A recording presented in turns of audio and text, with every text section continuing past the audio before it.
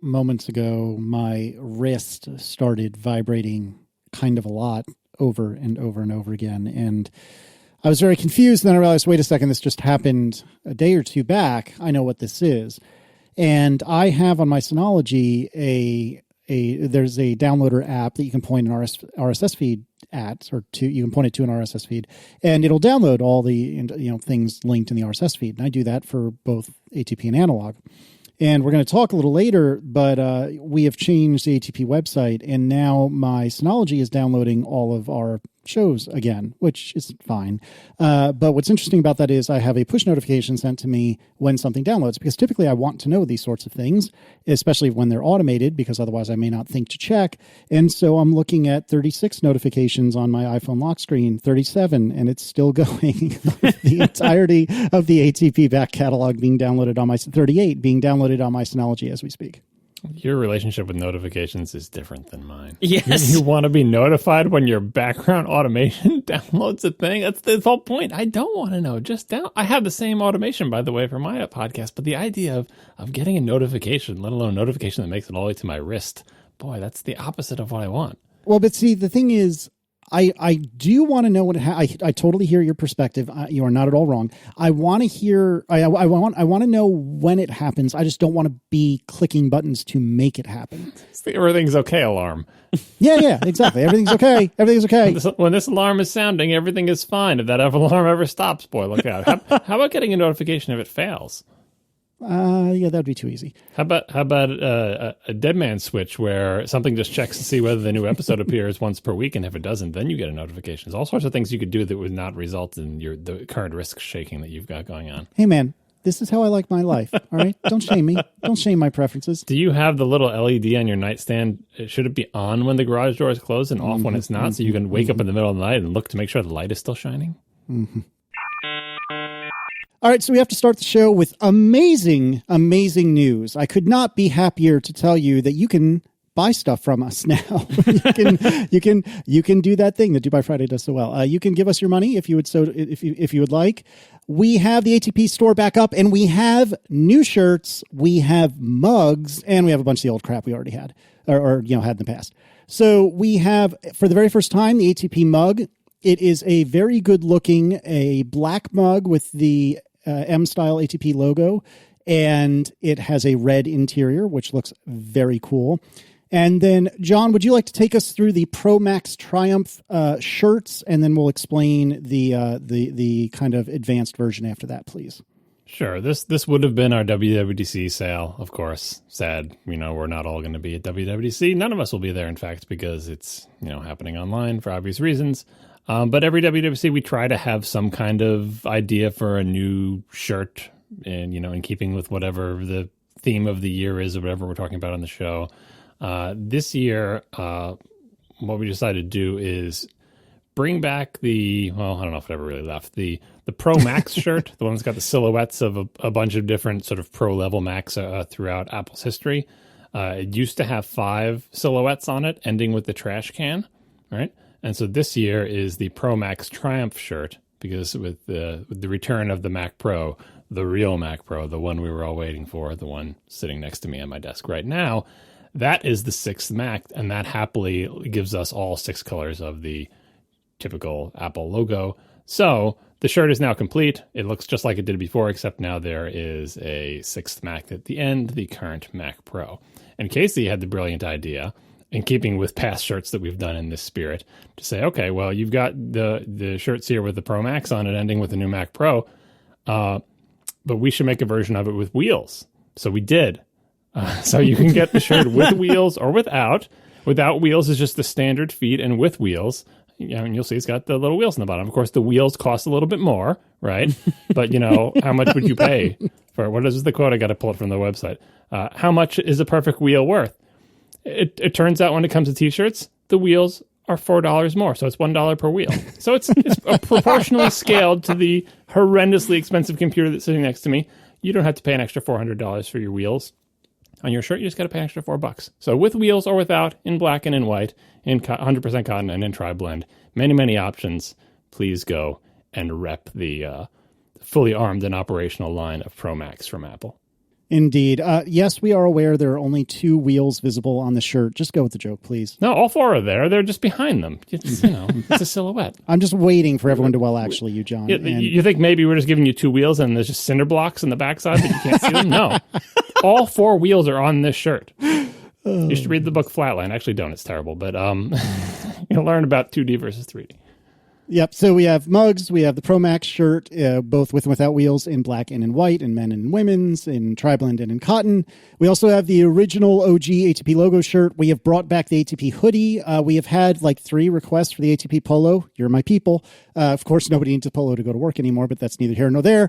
But if you want a polo, if you want a collared shirt, that's there as well. We also have the ATP hat and the enamel pins, which, let me remind you, have a locking pin back. So all of this stuff, you pre-order it sort of kind of Kickstarter style. It's the same thing we've always done. You can order it up until June 7th. And then once they have reached a certain threshold, which is very low, then our friends at Cotton Bureau will start printing and fulfilling all these orders. Now, one small note, also news for today, briefly, we are going to be launching a membership program for ATP, and we're going to be doing that sometime soon-ish. So if you have to allocate your money in only one place, that's totally understandable, but please keep in mind that there will be a membership option coming up soon. But for shirts, for mugs, for polos, for hoodies, for hats, for pins, all of those things are available now at atp.fm/store. Once again, atp.fm/store. And I would say on the balance here, if you want this merchandise and it's nice and it's cool, buy it, right? But if you only just want to give us money, you may have an opportunity to do that in the future. That's it.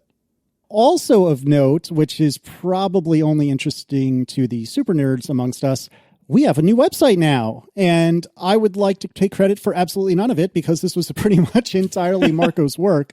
We are very excited that we have a brand new website that won't mean too much to most of you, I don't think, except that now all, 380-ish episodes of this show are all back in the RSS feed. There were very uninteresting reasons why that wasn't the case before, but there was a technical limitation prior to Marco making us our bespoke CMS. But now you can get all of the back catalog in the RSS feed. We have links to all of the best podcast apps on iOS and actually Pocket Casts on Android as well. And we have a new CMS. Marco, would you mind taking us on a little nickel tour as to what's going on here? Well, actually, you forgot to also mention the other big news. Neutral also has the new CMS. So Neutral has also gotten a redesign. Hooray! Our long retired podcast, last episode of which was about, 6 years ago? Something like that, yeah. So for various reasons, we've had the site on Squarespace since we started. By the way, Squarespace is sponsoring this episode. We've now moved it to Linode, another sponsor of this episode. Each sponsor gets 7 years to host the site. Yeah, exactly. Yeah. And I think some people might view this as oh no, would they left Squarespace? But Squarespace covers a lot of needs. And I think it really says something that covered all of our needs for 7 years. That's pretty good. All of the needs of 3 extremely particular, extremely annoying nerds. That website did just fine for us for 7 years. So exactly. It is not an indictment at all of Squarespace. Yeah, and to replace it, it took me 3 weeks of constant work to replace a 1% of the functionality that Squarespace offered. Oh, and theirs is still better. But yeah, we basically, I've wanted to do this for a while for lots of reasons. Mainly, it will be supporting the new membership program that we will be launching. And as Casey said, we're not going to really talk about that yet. Frankly, don't get too excited. The details aren't very interesting. But it's exactly what you'd expect from the 3 of us. Yeah, but it's nothing interesting. And the things that you get for free, our current plan is to leave you getting those things for free. So anyway, so don't worry about anything like that. It's nothing bad. So yeah, so basically wanted to write a new CMS, did a couple of super cool custom things. People listening on the live stream now will notice the live stream now automatically turns itself on and off when we go live and when we don't go live. I don't have to do this weird shell script copy into an iframe kind of thing that I was doing before. It now shows the number of live listeners right there on the page. For the rest of the site, it's just a pretty minimal, bare-bones CMS. As Casey mentioned, one of the reasons we wanted to do this for a while was the RSS feed limit. So now all of our episodes will show in every podcast player, going all the way back to episode 1. Although, man, those episodes sound awful. I was going back, testing a few of them and testing the neutral episodes as well, because they were recorded, around that same time span. And, oh boy, our microphones are way better now. But yeah, anyway, it's a podcast website. It isn't that interesting otherwise. I built it all on PHP. It's very minimal, like CSS and JavaScript usage. There's no frameworks on the front end at all. John tried to convince me to get to use the JavaScript fetch API instead of XML HTTP request. And I looked at an example of the fetch API and had all these like asyncs and .then. No library is required, though. It's built into the browsers. That I like. I like that a lot. Because like this site, there's no use anywhere, as far as I know, of jQuery. Now, eventually, when we do the membership, we'll have to add Stripe's API to it, and that might add some of that stuff. So we'll see how long I can keep that going. But right now it's all just really vanilla stuff. In the version of the site that you all are seeing, there's almost no JavaScript at all. On the back end version that has like the editing interface for the post, there's a little bit, but it's maybe a few hundred lines. It's not much. It's all very, very simple stuff. And it's funny, like I looked at the fetch API, as I was saying, and like that whole style of like the chaining of the do this dot then do this dot then dot, it's all that stuff. All right, hold on. Let me just stop you there. And let me simplify for all of us who are not old and boring. Marco discovered promises and did not like what he saw. It was a common reaction, to be fair, but we just all had that same reaction, 6 years ago or whatever, but Marco is getting to it now. And, exactly. And he's having the reaction that I think everybody has upon first encountering promises and futures and all that good stuff. To me, it looks like AppleScript.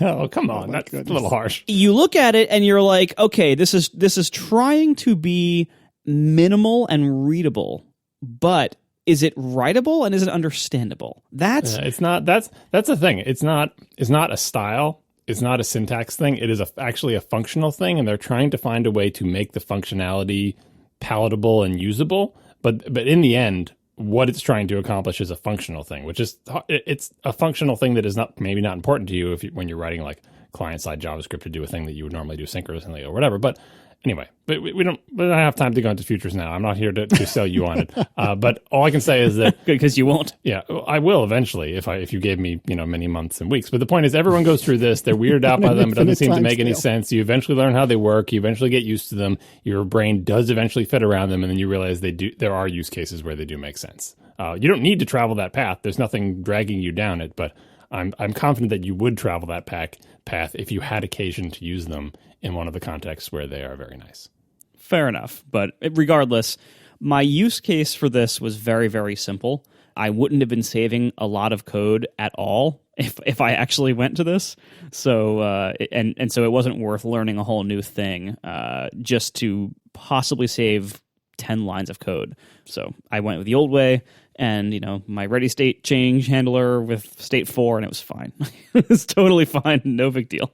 It's funny to me because I had forgotten that conversation that we had. And just today, I wrote my own super streamlined promise class for Swift because I didn't want to use any of the very good, but ultimately kind of bloated promises libraries that are available right now. And so I wrote one that's super small, very Marco style. So on the one side, I should get a thumbs up from you for doing something like, oh, screw it, I'll just roll my own. It'll be fine. I don't need that much from it. But a thumbs down because I was writing my own promise library. Yeah, I'm gonna give a thumbs down on that one. Casey has gone a little bit, that path that I just described to you, Marco, Casey has continued onward, perhaps inadvisedly further into the woods, where now everywhere he is, he needs to not only have all those features available, but he's not satisfied with the libraries that offer them or the built-ins that offer some other parts of the standard library. I'm going to write my own promise library, and that's you've gone too far for me now, Casey.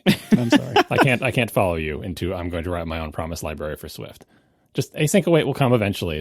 Just hang in there. Stop. It was seriously 150 or 200 lines. It was not that much. I know, but I'm just okay. All right. In any case, so we have this fancy, shiny new CMS, and I'm very excited about it. And Marco, I'm very happy that you spent the time putting this together, so I didn't have to, and John didn't have to. And really, ultimately, for the listener's perspective, there's not. I mean, it's visually different, but functionally, it's not really that different outside of the live page. But we are excited about it. And I wanted to publicly thank you, Marco, for putting in all that work, because whether or not you enjoyed it, it was still a lot of work. And I'm very thankful for that. Yeah, one thing I think, I mean, again, no one ever goes to the website. But anyway, one thing people can appreciate if they happen to go to it, you might notice that the site loads very fast. And part of that is, the lack of JavaScript and so forth. But part of that is Marco's fairly obsessive need to do the fastest thing possible, which is not often the quote unquote best practice for web design, unless your goal is to make the page fast and responsive. So if you view source, you're like, all the CSS is inlined? Why is he doing that? Why? Because it's faster. And guess what? It is faster. The site loads really fast. If you go to one of those, like, test this site to see how fast it is, how could you make this site faster? They have, like, no advice. Because they're like, yep, you pretty much did it all. Again, this is a simple website. It's not a big deal. I just, it's when doing projects like this, I find it amusing to set a goal for yourself that really doesn't have any particular, you don't need to do this, but it's a fun thing to do. I don't know if this is what Marco did, but I appreciated that about the site, that there is, that it is way higher performance than it needs to be for any reason. It's, for me, I mean, whenever I do something new like this, I try to make some kind of political statement with the way with the way that I, make certain decisions, the way I build things. And with this, one of my statements, as John said, was like, everything's inlined. It isn't that way in the source tree. In the source tree, it's all neatly separated into files with different roles. But upon render, I just read those files in and inline them all because it's faster, and it keeps things simpler. The images are all SVG files, and they're really tiny. I was tempted to even inline those. You can do that. I haven't yet. Don't tempt me. I might do that next. And there's very few images. It's mostly just like, podcast icons for subscriptions. There's a couple little CSS tricks, but not like super, crazy stuff. It's fairly minimal. And there's also no custom font. There's no web font. This is just using, wherever possible, it's using the system font. So it's using San Francisco on Mac. Yeah, so it's like very just fast, simple, bare bones. The built-in audio player is not a custom audio player. It's just whatever the browser provides for the audio tag by default with controls on.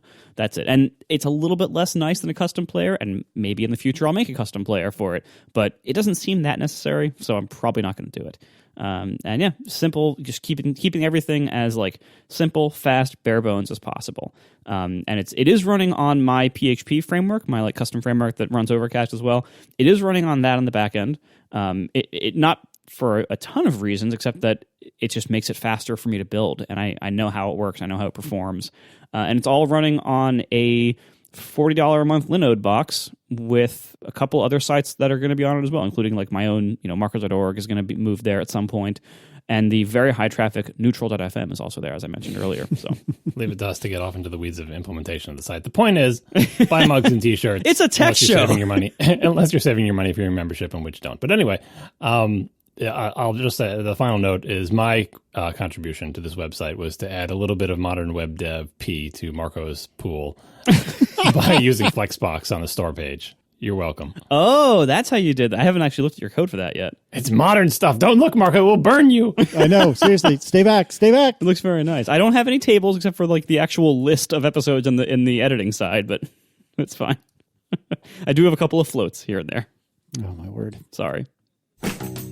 We are sponsored this week by Linode Cloud Hosting, my favorite place to run virtual servers. Whether you're working on a personal project or managing your enterprise's infrastructure, Linode Cloud Hosting has the pricing, support, and scale you need to take your project to the next level.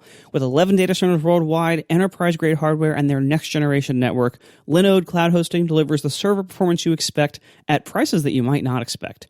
I've been a customer there for about 8 years now, and they are consistently the best value in the business. They are always incredibly competitive on price and performance and specs and everything else. And then whenever technology gets better and it allows them to offer you more for less money, they do, and they will offer you to upgrade your plan for like a one-click thing. It's wonderful. I love being a Linode customer because it's fast, it's inexpensive, and it's well supported, and they have everything I need there. You can see for yourself at linode.com/ATP, promo code ATP2020 to get a $20 credit. And their lowest plan starts at just $5 a month. So that could be 4 months free. Current customers and new customers can get a free 3-month trial of their new object storage system. This is an S3 compatible, redundant, highly available storage option, perfect for storing critical data. Just log into the Cloud Manager, you'll see it there. It's wonderful. And Linode is a great host all around. I've used their support lots of times whenever I have any questions or issues. They're wonderful support. They have native SSDs, 40 gigabit network behind it all, very fast CPUs. They have a great Cloud Manager, great control panel, very capable of full-blown API and CLI tools if you want to automate things, which I use those, and they're wonderful. They just have amazing stuff over at Linode. If you're looking for servers to host things like web apps or game servers, maybe like a LAMP stack, you can do all that and so much more at Linode. See for yourself at linode.com/ATP. Or if you want, maybe if you know they're hiring, if you want a job, you can go to linode.com/careers to find out more about that. Anyway, everyone else, linode.com/ATP. Promo code ATP2020 for a $20 credit. Thank you so much to Linode for hosting all my stuff and sponsoring our show. Moving on, let's actually get the show properly started with some follow-up. And John, a lot of people were very interested in your mini DV import and more technical details as to how you did that and what you did. So can you take us on a little bit of a journey through how you completed all that? Yeah, many more people than I thought apparently also have shoeboxes full of mini DV tapes, and they wanted to know more detail about how I did it. I didn't include most detail because I thought it was boring, but I guess people want to know that, enough information that they feel like they can do it themselves. So first question is, how did you import the movies? So I still have my original camcorder that I took all the movies on, and that's how you traditionally import it. You connect the camera to your computer, and applications on the computer can actually control the camera and make it rewind and fast forward and play, and you play it, and then the computer records it. That's exactly what I did. The application I used to do that was iMovie. I was as surprised as anyone. The modern, most recent version of iMovie, when you plug in a camcorder and go to import, a UI that I didn't even know existed still exists with the fast forward, rewind, play, record. All those controls are still there, and you can import. People want to know what settings I imported at. I didn't change anything. I plugged in my camcorder, I selected import, I rewound, and then I clicked whatever the import button is, and that's it. Whatever it's doing by default, that's what I did, and it seemed fine. After that, things, as you might expect, go a little bit off the rails. Oh, people also wanted to know, how did you connect your camcorder to your crazy Mac Pro? I managed to do it in 3 dongles. It's like I can name that tune in 3 notes. 4 dongles would be more traditional, but I managed to find my one dongle that I managed to find is the one I connected directly to the camcorder. So the camcorder's got one of those little FireWire 400 ports on it, like the ones that look like a rectangle with a notch taken out of the long side, right? So it's FireWire 400 to 800 is the first dongle that's connected to the camcorder. Then I go with the second dongle that's FireWire 800 to Thunderbolt 2. And the Thunderbolt 2 is the one that looks like mini DisplayPort, but it's Thunderbolt 2. And then the third dongle is Thunderbolt 2 to Thunderbolt 3. And believe it or not, this actually works. Like, somehow, some way, you go from FireWire 400 to Thunderbolt 3, and you plug it into your computer, and your computer's like, sure, yeah, whatever, fine. That works, right? After I do the iMovie import, what I end up with is, like, I made a new iMovie library. I end up with, like, a bunch of files in an iMovie library. But I do all the imports, takes forever, right? Then just quit iMovie. Just done. I'm no longer going to touch iMovie. Now I have this iMovie library, and on disk it's like a package file that's actually a directory. You go into the directory, you'll find a bunch of folders. In there, you'll eventually find the actual digital video files. I think they're .dv files, but honestly, I don't remember anymore. But anyway, you'll see them. They're the ones that are a couple hundred megabytes or gigabytes or whatever. One for each clip, because when you import an iMovie, it will make separate files for each clip. A clip is like you hit record and then you hit stop, then you hit record and you hit stop. iMovie finds those cuts. So you end up with many, many files per tape, depending on how many times you stopped recording and started recording again. What I did with those is I encoded those as H.265, and I wanted to use Handbrake to do it, like the GUI Mac thing or whatever, but I couldn't figure out a way in Handbrake to I made a set of settings in Handbrake. You can make a save preset, and I picked what I wanted and, all the different settings, which I'll go over in a moment. And I'm like, great, I have all these settings. Now I ought to be able to select all on all those files and just drag them in here and say, just encode all these like this. If there's a way to do that in Handbrake, I couldn't figure it out. But Handbrake has a command line tool. And I'm like, all right, well, that suits me just fine. And handily, the command line tool, creatively named Handbrake CLI, one of the arguments you can give it is, tell me the name of the preset that you made in the GUI, right? The GUI preset things save out to like a JSON file, and you can just point to that JSON file and say, look at this JSON file, and use the settings that I called mini DV import or whatever, right?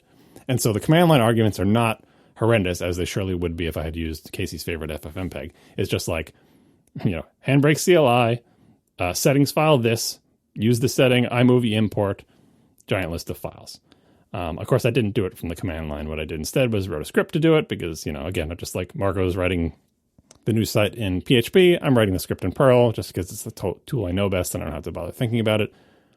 So I wrote a Perl script and I tried to do what I thought would be useful. It turned out to be totally not useful, which is, all right, write a Perl script, find all the files, run Handbrake CLI on them with the proper arguments, all that other stuff, right? Do proper error checking, which is a little, pet peeve of mine.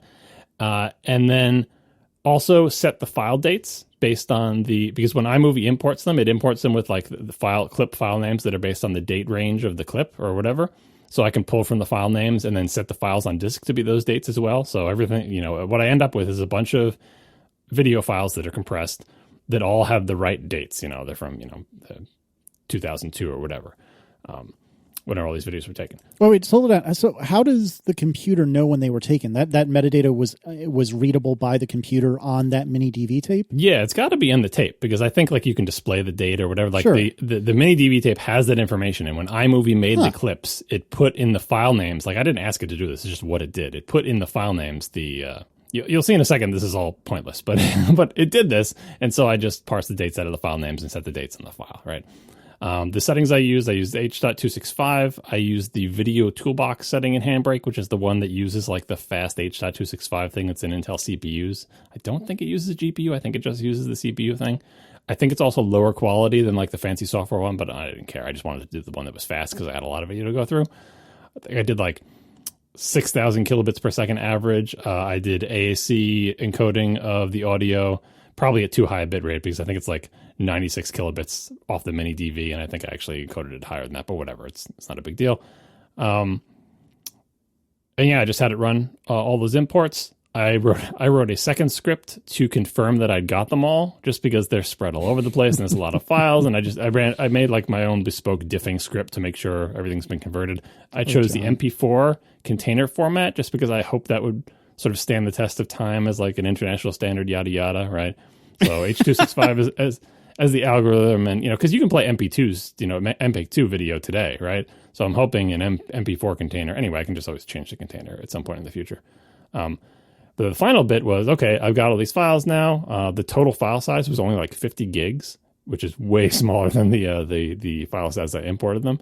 And then I'm like, my final step is I'm going to drag them into my Apple Photos library, which is what I always wanted to do with them. And being the wise person that I am, I didn't just drag them all in there. I dragged one first, and I dragged it in. It's like, this movie is from 2020. I'm like, no, it's not. Why do you think it's from 2020? The dates in the file name, the creation and modification date of the file on disk are, a decade ago. Like, this is not a thing from 2020. iMovie or not Photos, Apple Photos. Why can't I convince you that this is an old file? Is it in the EXIF data? Yes, it's in the EXIF data. I got it. Well, you look at the show notes. If you knew, I didn't. The show notes would be there. All right. He never looks at the show notes. Of course, you didn't look at the show notes. There's metadata inside the file. There's track-specific metadata on each track that determines the dates. And for whatever reason, because Handbrake made these, when Handbrake wrote out the file, it's like, I'm making this movie and it's brand new as of 2020, And so I had to use one final tool, EXIF tool, to modify all of the relevant dates on each individual media track, which was tricky because now I'm making, like, the way EXIF tool, at least the way I was running it, it doesn't modify them in place. It makes a second copy. So now I got to make sure I do this for all the things and it works, and I have all the second copies and distinguish them from the first and rename everything and yada, yada, yada, Perl. Eventually, I ended up with, several dozen files. Actually, it was like 20 tapes worth of files. Each tape was like 20, I don't know, they varied in how many. Anyway, a lot of files. Eventually I got it to work, threw them into Apple Photos, and, after doing one test one and seeing that it correctly filed it, 10, 12 years ago, I threw them all in. So that's how it works. We'll put the links in the show notes to Handbrake CLI and EXIF tool. iMovie you can get for free from the App Store, I think. And the dongles, I had most of these. The Thunderbolt 2 to 3 was an Apple one. The FireWire 800 to Thunderbolt 2 was also an Apple one. The 400 800, I don't even remember where I got it. It didn't have it in the house. I had to actually buy it. I think I just searched Amazon for it. Well, I'm impressed. That is a lot of work, but I'm sure that you have quite a bit of peace of mind knowing that all that stuff is now safely in 34 different locations and 3 different cloud services. Slowly bit rotting. Yeah, it's great. Slowly bit rotting everywhere. All right. Would one of you like to tell me about other reasons why people might ask for app promo codes? I'll tell you, because I brought it up in the last show. We're something like, oh, you get these automated emails if you have an app in the App Store and people ask for promo codes. Why are they asking? Blah, blah, blah. We didn't touch on what seems like the most obvious, but also sort of the most cynical and sad reason. It's because they want to resell them. They want to get a thing for you for free, and they want to charge somebody money for the thing they got for free. And if you do that at scale, and you send out thousands and thousands and thousands of automated emails, and some small percentage gives you a thing for free, and then you sell all those free things for $1, you just made $1 profit on all of that. So that could be a good business. And then the final one, which is a similar thing, is to populate pirate app stores. So if you can get a legitimate app and somehow crack it or strip it or whatever, then you can put it up on a store and resell that same copy over and over again for people who have jailbroken phones. I'm not quite sure how that world works, but I'm just speculating that, it's basically just a way to get a thing for free and either sell it once or sell it multiple times to make money. So that's a bummer, but yeah. Yeah, I was very surprised that, first of all, that we didn't think about this. That, like, of course, it's some kind of stupid arbitrage scam. Like, again, we don't think this way because we're not scammers. But I thought the people who had the fake app store apps, like I mean, this is maybe being silly. I was like, well, surely they wouldn't. Why would they be begging for copies of the software they're going to sell on their illegal site? Surely they have other ways to get them. Like, I guess someone's got to get it first, but the apps they're going to sell, it's like trying to find an illegal copy of Photoshop in the 90s. Like, you don't go asking Adobe for it. You just go find it online and download it. But I guess, with the App Store scale, that it becomes more difficult, and maybe this mass emailing works. Like, I didn't think that this was the source. The source was mass emails to developers. I always just thought it was like, oh, they find a copy online.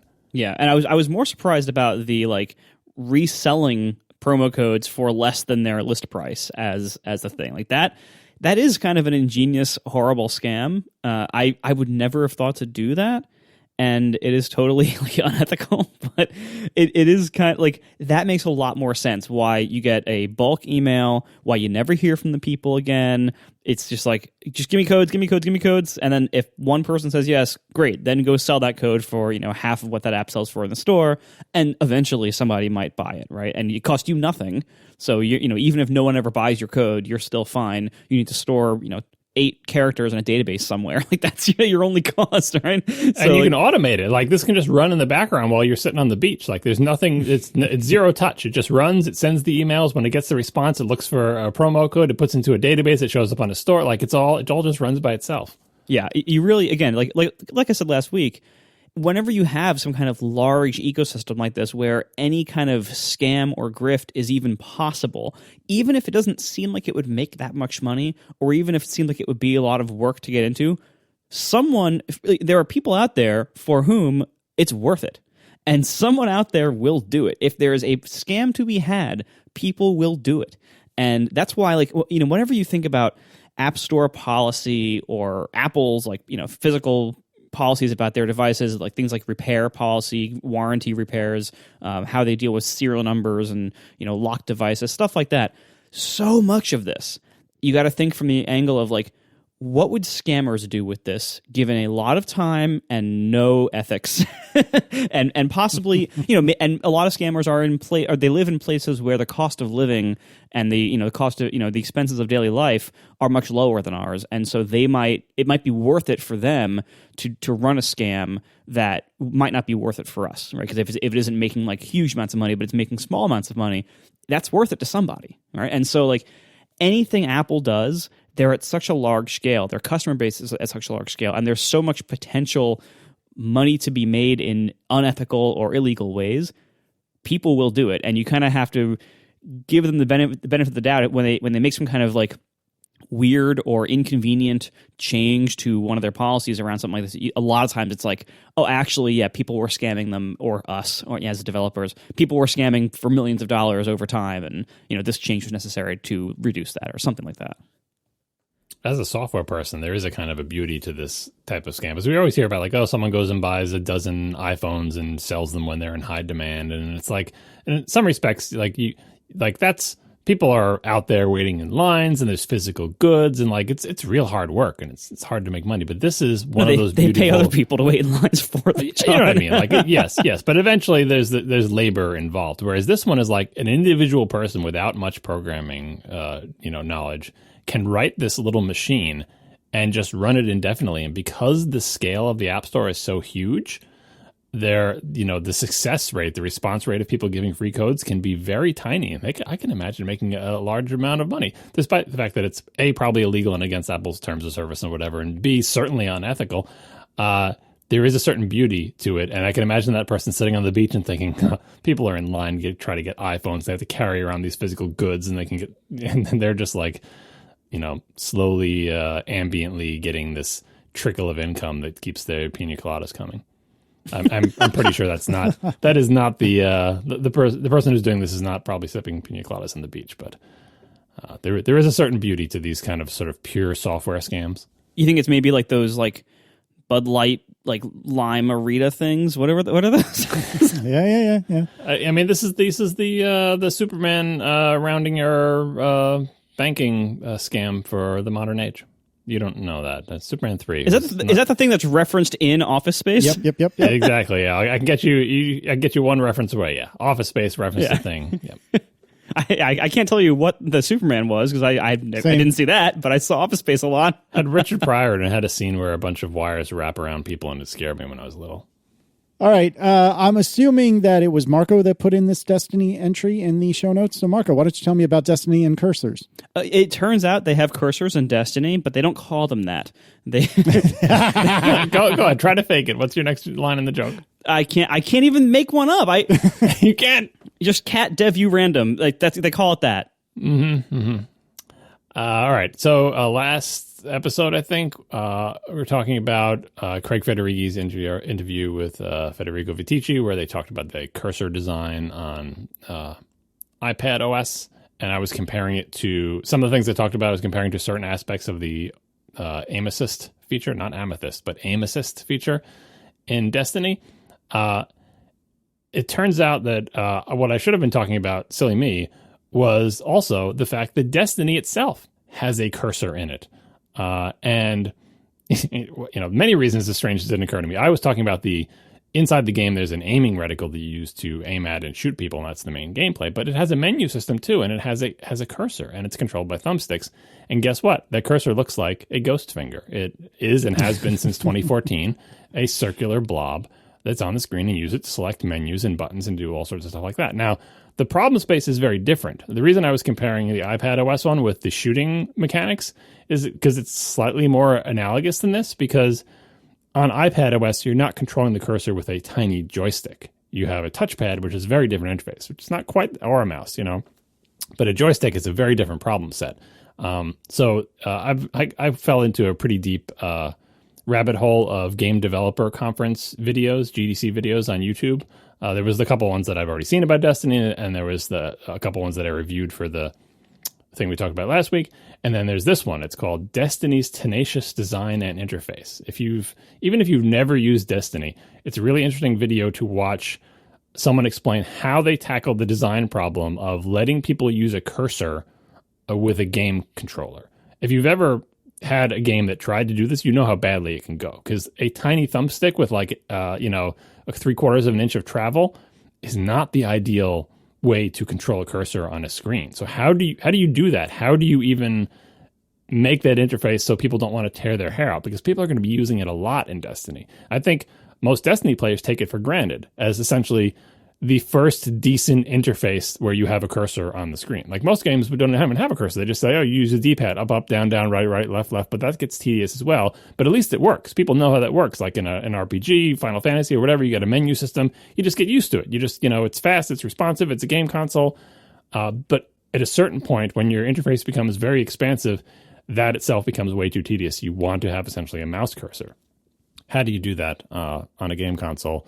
And in the case of the original Destiny, they were also, this boggled my mind because I'd totally forgotten about it, but the original Destiny also had to run on consoles that supported 4x3 televisions, like non-HD TVs. Like you could hook up a PlayStation 3 to a non-HD CRT, and games had to work on it. So if you've looked at a Destiny screenshot and you ever wondered why there's nothing in the sort of the sides of the 16:9 box, it's because they had to keep everything so that it would work on a 4x3 TV, and they didn't want to lay out every screen twice. Anyway, we put the link in the show notes. Like I said, even if you don't even like games, don't even know what Destiny is, and in the beginning of the video maybe it's a little bit boring, stay with it and watch to the point where they start showing you how they approach this design. You will see some things that are similar to iPadOS, but other things that are just totally alien in terms of counter-scrolling the screen and fitting in, finding ways to fit in localized text in these boxes and, all the things that if you do UI design, some of them you recognize, but the unique aspects of it that only apply to games are really interesting. And you will also see in some of the screenshots icons for our friends at the Icon Factory. In prototypes of the game, before there's any artwork, they just need a bunch of icons to put on screen for their sort of, to test the interface. And there's a whole bunch of Icon Factory icons in there, which I thought was pretty neat. I have a related slight tangent update. So first of all, you conflate 4x3 TVs with standard def TVs. And as I've mentioned before, I owned a 4x3 1080i HD TV. They did exist. Are you sure about that? Yes. I know high definition CRTs existed, but I thought they were 16:9. No, maybe those also existed, but I had a 4x3. I think it was a Magnavox or something. A 4x3 HD TV that was a CRT that had component input and supported 1080i. You need to look up this device because I need to see this. Trust me, lots of these existed. Well, maybe not lots. They existed for a short time, like when HD TVs were coming out, but people still wanted inexpensive ones. Chat room says yes, and chat room is never wrong. Wow, 4x3 HD. So it was just letterboxed, I guess. Yeah. Well, you could choose, but yeah, that's usually how you would set it because nothing supported actual 4x3 HD content. So it was similar. You could letterbox it or you could crop off the ends, and I usually just letterbox it. It was very strange. That's terrible. I would never want that TV. Like I would hold out for the 16:9 CRTs. Well, it wouldn't have had the problem I'm having now with my TV. Oh, your big fancy TV? Yep, my big fancy LG OLED. So I still have my hot blue pixel near the top edge. Hot pixel. Yeah, I have sometimes stopped noticing it, but not regularly stopped noticing it. And the other day, Tiff was playing Animal Crossing and going across a light beach area. Oh, no. And along the bottom quarter of the screen, we saw a very familiar outline of 10 hearts, about 10 meat-shaped logs, and then about 8 or 10 squares that form some kind of quick action bar. I told you never to look. I didn't look for it, but this was clear as day. Before I thought like Zelda would burn in, but apparently you just didn't play enough hours of Zelda. But Minecraft, you've played enough hours of Minecraft. And I don't play on the TV, but Tiff does. Like when we play, it's her fault now. Yeah, like when we play, so we play either on the Do by Friday server, which is Java, in which case we're all on PCs, Macs or whatever, or we play in our family game, which is just like a private thing that we have just for our family, and that's the Bedrock edition. And for that, Tiff plays on the Switch. We played so much of that recently that now there is the Minecraft HUD burned into the bottom of our TV. Now, fortunately, it is not burned in enough that we notice it most of the time. It was only like when Tiff was walking across this certain light to medium shade, flat colored beach area, we saw it very clearly there. But during watching like regular TV content, like where stuff's actually moving all the time, we don't really notice it yet. But I'm hoping it doesn't get any worse than that. Well, the solution. The solution is do not play Minecraft on that TV anymore, and then wait a year. Is that yeah? I was curious. Like, is it permanent? I mean, I know my hot pixel is permanent, and therefore this TV is dead to me. Even though it's I don't know if the hot pixel is permanent. Sometimes those things come back to life too. Weirdly. Well, but yeah, I don't have experience with OLEDs. My only experience is with the plasma, and with the plasma, no, it wasn't permanent, but it did take a full calendar year for me to stop being able to see my Destiny HUD. As soon as I saw that combined with my dead pixel, I said, you know what? I wish I had just kept my plasma. The plasmas have burn-in too. You'd have the plasma Minecraft burn-in too. Does it burn in the same at the same rate? I don't know. I mean, plasma. I know OLED is a lot more elegant in a lot of ways. It's certainly a lot more efficient, and it's thinner, and the bezels are thinner, and and it has 4K, which plasma, as far as I know, never went 4K. It has better color reproduction. Has more pixels. Plasmas are way better at motion. And they are significantly, better in a lot of these areas of like retention and dead pixels and everything, in my experience. Maybe I just got lucky. I don't know. But I don't know if they're better. I don't think they're worse than OLEDs. Some OLEDs may be worse than others, but plasma was the previous champion of image retention. And OLED is just kind of like, I feel like OLED is tying it. Oh, well, anyway. I did what everyone else does a couple of years ago, and I wanted to buy a 4K OLED TV, and I went to the review sites and I bought the one that everyone buys, the LG C whatever. You got the right one. I have the C7, I think. Yeah. Mm-hmm. I got the right TV. I did all the research. A lot of people have these TVs. I have friends with these TVs. I am not very happy with it. I got to say, after 3 years or almost 3 years of having it, to have two significant image-related problems. Not thrilled with that purchase right now, especially because it costs like $2,200 or something. Like, it wasn't a cheap TV. Should get the extended warranty. Honestly, I think for whatever I buy next, if this thing ever dies and actually forces me to buy something new, I would probably do one of those stupid like Best Buy warranties. Yeah, that's what I did with my plasma. I bought the extended warranty despite how ridiculous it was, because I knew plasmas have problems, and I always wanted the option to be like, if this thing goes terribly wrong. Like the thing that goes wrong with plasmas a lot is, aside from the image retention, is because they use so much power. They have like a, I don't know, some sort of analog circuit that actually vibrates in use, and that eventually it can crack its housing, right, and make a terrible noise.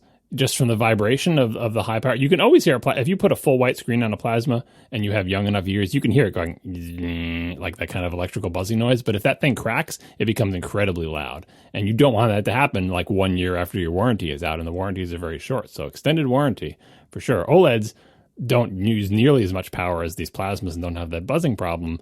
But, things can go wrong with any kind of screen, especially, a 4K screen. Yeah, like normally those extended warranties on most things are total ripoffs, and I would never recommend buying them on pretty much anything. But I do admit, like, I'm jealous whenever if I mention something about like this TV, you always hear from people who are like, yeah, well, it happened to me once, and I had the Genius Squad come over, and they just took it right out and swapped it with a new one, no questions asked, because I had one dead pixel. And I'm like, oh God, But your previous reasoning about why you don't do that still holds. Like, the idea is, okay, every 3 years you buy a new $2,000 TV and you don't have this problem, or you buy the extended warranty. Which one costs more money in the long run? I guess that's true, but like, yeah, because like, a warranty on something that's going to be what, like $300 or $400? Yeah, that was $multi-$100s for my plasma, although I used my plasma for like 10 years, so... Yeah, right. I mean, I've only ever owned 3 TVs in my adult life. The first one was the CRT, the HD CRT. The second one was my 42-inch plasma, and this is the third. Yeah, if you had played Minecraft on this plasma, though, you would have burned in the Minecraft bar at the bottom of the plasma. It's just a matter of like when did your Minecraft time of life begin? So it's on Adam. Adam came of age. He came of Minecraft age, and that sentenced your television to death, essentially. Wow. Because the blue pixel, I feel like, yeah, it's annoying, but you probably could have lived with it. But the burn-in is more of an issue. Like, it will show up anytime there's kind of gray in that area. You'll see it. Oh, jeez. Oh, goodness. All right. We'll move on. And Sir Kathy wrote in to point out something that I missed, but we were talking about multi-user iPads in the last couple of episodes. And in iOS 13.4, apparently shared iPad for business was a thing, or became a thing. This is apparently a business version of the Apple Classroom shared iPad thing. So shared iPad for business, this is from 9to5Mac. Shared iPad for business enables businesses to share devices between multiple employees while still providing a personalized experience. Employees sign in with a managed Apple ID to begin loading their data. The user then has their own mail accounts, their own files, iCloud photo library, app data, and more. The data for the employees stored in iCloud, so employees can sign in from any shared iPad that belongs to the organization. I had no idea this was a thing. I totally missed this, so I just thought I would call it out. Yeah, I think that makes sense from, just like schools have a use case for this, so do businesses that want to have like a fleet of iPads and a bunch of employees, and you just sort of check out an iPad and your stuff is there and then you put it away, rather than buying one iPad for every single employee. You would think that this would mean, this other use case means that Apple is even more motivated to make the system better, but because this is essentially enterprise software, there is a high tolerance for, let's say, inconvenient software experiences in that market. So I'm not sure this actually changes the motivation one way or the other, but it is interesting to know they're using it someplace other than education. Do we have to do this last follow-up item? I really don't want to do this last follow-up item. We have to. No, we don't have to, but I don't want to. I'll help you, Casey. You have nothing to be ashamed of, probably. All right, so John Inger, thank you, John, writes, "Hey, Casey, I'm 25 minutes into episode 377, and I'm enjoying your Raspberry Pi garage door opening adventures. As a security professional, though, I'm having nervous twitches. Are your Pi Zeros hardened? Do you use an encrypted connection between them? When you connect these to the actual garage doors, will it be trivially easy for a man with a laptop to break into your garage? Irritating details like this are why I prefer HomeKit over the Alexa ecosystem for anything home gadgetry related. Extra cost be darned." I am sure that the answers I'm about to give will be unsatisfactory to somebody, and that's okay. That's okay. It's fine for me. The Raspberry Pi has no incoming connection to the internet. It is outgoing only. Additionally, the only control for the garage door, I had intended to add control to the garage door via HomeKit and HomeKit only. I tried putting a relay on it, and for uninteresting reasons that didn't work, which might be user error, so I got to look at that again. But I tried that earlier today, and it didn't work. But yeah, there's no mechanism other than HomeKit to control the garage door, and even then, there's actually right now no control at all. And there's no incoming connection to these Raspberry Pis, and they only talk locally within the network. So I think it's fine, and it's fine enough for my use, but I'm sure all of you are going to write in and tell me how I am inviting people to open my garage door. Are you using HTTPS? If you're using, are all the network connections using some encrypted protocol? No, but they're all internal to my own network. Yeah. Maybe reconsider that. First of all, I'm really not interested in having a debate about whether or not this is hard enough. I don't mean to be a jerk. I don't care. I know, but this is the type of thing where it's like it probably helps a little bit, and it's usually easy to do. It's not like you're writing these protocols. If you just change the URL from HTTP HTTPS and install a certificate of something, or use SSH, or it's usually like it's not like something you have to program or do or worry about. Very often you have an option, like our Synologies, for example. Like there are apps that Synology gives you for iOS, right? And when you use one of them, it asks you to sign into Synology, and it has like a checkbox that says use HTTPS or not. You just check the checkbox. And that's what I do on the Synology, because that is exposed to the internet from an incoming. Like the internet can get to the Synology if you know where to go.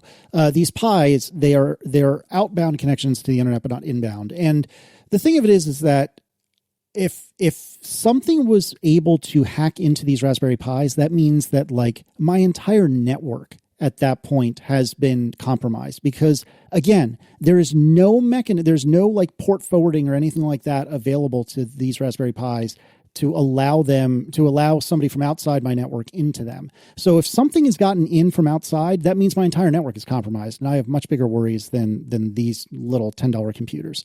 So I'm not upset at John for asking the question. I know it was in good spirit. I know he's not trying to be difficult, but I mean, I don't feel like I'm putting it myself. Well, first of all, there is no control via the Raspberry Pi, like I said. I do want there to be, but there isn't any. It's just a sensor and nothing else. But even if there is control, there is no way to get into that Raspberry Pi from outside my home. There's not. And so, I mean, short of something just catastrophically bad affecting Linux installations everywhere. And I'm sure that you, the listener, can write in and tell me about, this one crazy hack that happened. Like, okay, if you really want to get into my garage that bad, fine. Since there's no inbound port acceptance on it, I think you're right that like the attack surface on this from the outside should be pretty much zero. Like, and yeah, like if it's not, you have many other problems, and your computers and other devices will have many other problems. So that's good. So a friend of mine asked me the other day, now that we're working from home a lot more, what can we do? What should we be doing security wise to, best practices for home network security? And what I told him was basically make sure your Wi-Fi password is, reasonable, that's using whatever modern standards exist for Wi-Fi passwords, and it's reasonably long and not easily guessable. That's like the best thing. Just keep people off your network. And beyond that, the one thing I said to him was, make sure you're not using any kind of weird, like cheap or no name or unnecessary smart home products. because smart home products so often are attack vectors in people's networks when they're running bad software, or when they're made by no name vendors who have no interest in supporting them and have possibly no ability to write secure software in the first place. Even if you're staying with like big brand stuff and sticking within the well-known Amazon or HomeKit ecosystems, like you're pretty much good, as long as you're not getting too crappy devices that have too crappy software on them. But smart home stuff is a significant vector, but that's because so many smart home devices open up ports to the internet and run local services to the outside world. So if you're not doing that from the Pi, which you're not, then you're pretty good there. The other angle to consider here is the attack surface, or the attack target of the inside of your garage. It's like, if somebody really wants to get into your garage, the ability to remotely open it isn't particularly useful. They probably want to be somewhere nearby so they can walk into your garage after they open it and, I don't know, pick up your car and walk away with it somehow. Right. So that's problem number one. Problem number two is if they are willing to sit near your garage to break into it and possibly get on your Wi-Fi somehow or something, well, they can also just sniff the over-the-air signals that your garage door opener sends it when you drive up to it. And if it's not a pretty modern, secure garage door, they can probably just repeat the code that's transmitted and reopen it whenever they want to. There are different standards of garage door opener over-the-air protocols, and some of them, especially the old ones, are really insecure. They just transmit a certain pattern once, and that's it. And you can just repeat that pattern over and over again, and it'll just keep working forever. The more modern ones have some kind of rotating code system or a single use kind of thing. I haven't looked too much into it, so forgive me if I'm getting some of this wrong. But if somebody wants to actually get into your garage that badly and they're local, because why else would they want to get into your garage? There are so many other ways to do it than hacking your smart garage door opener, which, by the way, doesn't open your garage door. It just tells you whether it is open or not. So today, I do want it to be able to, but today that is correct. Right. But the point is this is a pretty small attack surface to begin with. And then once you look at, well, what's the actual target here? Your Raspberry Pi is not the security hole in this setup. Your garage door opener is the security hole in this setup. By the way, most garage doors, those garage door openers are not pulling thousands of pounds of wood up.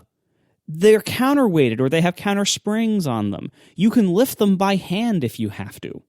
So unless you're actually going there every night and turning the big metal locking thing that sticks the bars out to lock it against the doors, which no one ever does, somebody who wants to go into your garage door can probably just walk up to it and lift it up with their hands. So again, not a significant surface to worry about for attacks here. That's how my garage door locks, with those metal things. I do that every day.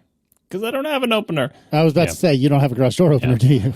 I think, the takeaway is, I was saying, if you're setting up something like this, it is a good thing to think about, especially if you go whole hog into home automation, because if you don't think about it at all, you could find yourself, especially if you're tinkering, in a situation where anyone sitting in a car outside your house has complete control over all your appliances. And although that's not particularly dangerous, it could be annoying. And the second thing that occurred to me is kind of what Marco was getting at. You could be in a smoke alarm-like situation where I had installed many years ago, as described on a Hypercritical episode, whose number I can't remember. I installed a smoke detector that had an IR interface. If you have a really high ceiling in your house and the smoke detector goes off, you have a little remote that you could point at the smoke detector and tell it to stop beeping because, you took the burning steak off your stove and now you just wanted to be quiet, right? So they have IR sensors in them. And my smoke detector kept going off and I couldn't figure it out. And it turns out that it was somehow getting IR signals, while we were all sleeping, from the neighbor watching their TV in their house. They would point their remote at the television. This is my theory because everyone in our house is asleep. It's the middle of the night, but it was on the second floor, and it did have sort of line of sight to a neighbor's window, their bedroom. And I can imagine them sitting on their bed, changing channels on their TV with their remote and turning off our smoke detector. And experiments back this up. When I use the super secret, as searched on the internet, sequence of button presses that you could tell it to disable its IR sensor, never happened again. So I'm thinking it's not a security problem, but it could be annoying if you had something set up or, I guess in Marco's case, it's probably more likely it's just the actual remote and not your Raspberry Pi, but like a situation where someone's not trying to mess with you, but through some confluence of wireless signaling and events and strange hacks that you'd set up, something happens that causes the garage door to open in the middle of the night, and you keep waking up and you're like, I checked before I went to sleep and it was closed. Why is it open now? And it's, it's not a person messing with you. It's just like your neighbor opening their garage door or something, and it turns out it's opening yours too. All right. An hour in, let's be done with follow-up. And there is an interesting story that broke yesterday, I believe, as we record this. And I don't think I dig it. Joe Rogan has announced that he is going to be taking his show to Spotify. Now, Joe Rogan, he was the Fear Factor guy, right? He was. He was the Fear Factor guy. He was less puffy then, but yeah, that's him. So I guess he's ostensibly a comedian. Like, I've not listened to any of his podcasts, but it seems that by almost anyone's measure, he is literally the most popular podcast in the world. Something to the order of like 192 million listeners, and also like 3 to 5 million YouTube viewers for each episode. And supposedly Spotify brought a $100 million pile of cash to Joe and said, please come to Spotify at the end of the year. I don't know if that's the real amount. That's just the last number I saw being thrown around. So don't take these numbers as written. I was trying to find a link for the story, and it's very difficult to find a good definitive report that's not filled with a bunch of garbage. But anyway, this is, as of recording, this is the number we heard. So Joe Rogan has gone to Spotify, and he is taking presumably a large chunk of these almost 200 million listeners to Spotify with him. And that really bums me out. And I'd like to get out of the way first so we can just move on. If Spotify would like to offer the three of us $100 million to go to Spotify, I don't know if I speak for my co-hosts, but I would absolutely go to Spotify for $100 million. You should explain what go to Spotify means in this context, though, because like that's one of the nuances. I had to read several stories before I mostly gathered this. When we say go to Spotify in this case, what we mean is, Joe Rogan's got a podcast, and you can just go to his feed right now and download it and just listen for free, and it's got ads on it, right? Surprise, it's a podcast, okay? Going to Spotify means his podcast will still be free to download and listen to, and it will still have ads in it. The only difference is you can't listen to it unless you sign up for Spotify, which is a thing that you can do for pay, but also for free. You can sign up as a user for Spotify and not give them any money and download the Spotify app to whatever device you have, and then search for the Joe Rogan podcast and hit play and listen to it, and that podcast will have ads on it. So from your perspective as a listener, the only thing that's changed is now you previously were listening to it in whatever your podcast app was, and now you can't. You have to listen to it through Spotify because that's the only place you can get it. It basically stops being a podcast and starts being a thing you can get in Spotify, because a podcast, kind of by definition, is a thing that's available on an RSS feed that can be played by a podcast client. So yeah, he's not going to really have a podcast anymore. He's going to have a Spotify thing, and people will have to sign up for Spotify if they haven't already and listen to it in the app. But it's not like you have to now pay money to listen to Joe Rogan. And it's also not like his show won't have ads anymore. Yeah, and there's a lot of complicating factors here that are worth knowing. Spotify bought Gimlet this past year, of which I was an investor, disclosure. So I made money from that deal. So Spotify has been making large podcast acquisitions recently.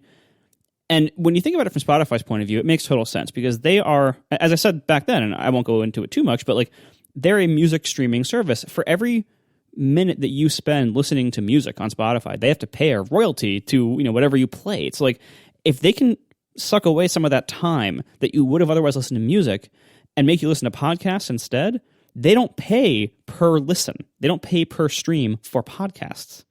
They run their own podcast directory. Many podcasts are in it, I think including ours, although no one listens to it there, which for reasons I'll get into in a few minutes. Honestly, we might not keep it there forever, but we'll see. Anyway, people can listen to podcasts there for free, and the podcast creators don't get paid by Spotify. Spotify is almost certainly working on, I think they've even said they're working on some kind of like big ad platform for podcasters. But for the most part, they have their own kind of copy of the podcasting world. You have to opt into it because they do a whole bunch of weird crap with your show that if you opt in, you have your show on Spotify. But Spotify is not, again, they're not paying per listen. So it makes a ton of sense for Spotify, who has always had pretty shaky financials because they have to pay a lot of money to the record companies, to get as many people as possible listening to podcasts instead of music, because they will make more money from those people than they will with music people, because they're not paying royalties for every listen for podcasts. So they have a huge financial incentive to do this. Additionally, they are, building in a huge distribution front end for this medium, and they're building their own ad network for it. And so they will be able to have podcasters go, put their show on Spotify, opt into Spotify's automatic monetization, similar to like Google AdSense on web pages, where you just like, all right, well, look, I have a show. I don't have a lot of listeners.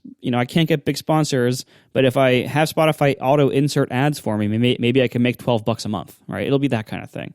And do enough of that, you can get pretty big as the platform there, and you can make additional revenue that way. So there's tons of business reasons why Spotify wants to do this. And the people who run Spotify seem pretty smart, and they really know their stuff about music.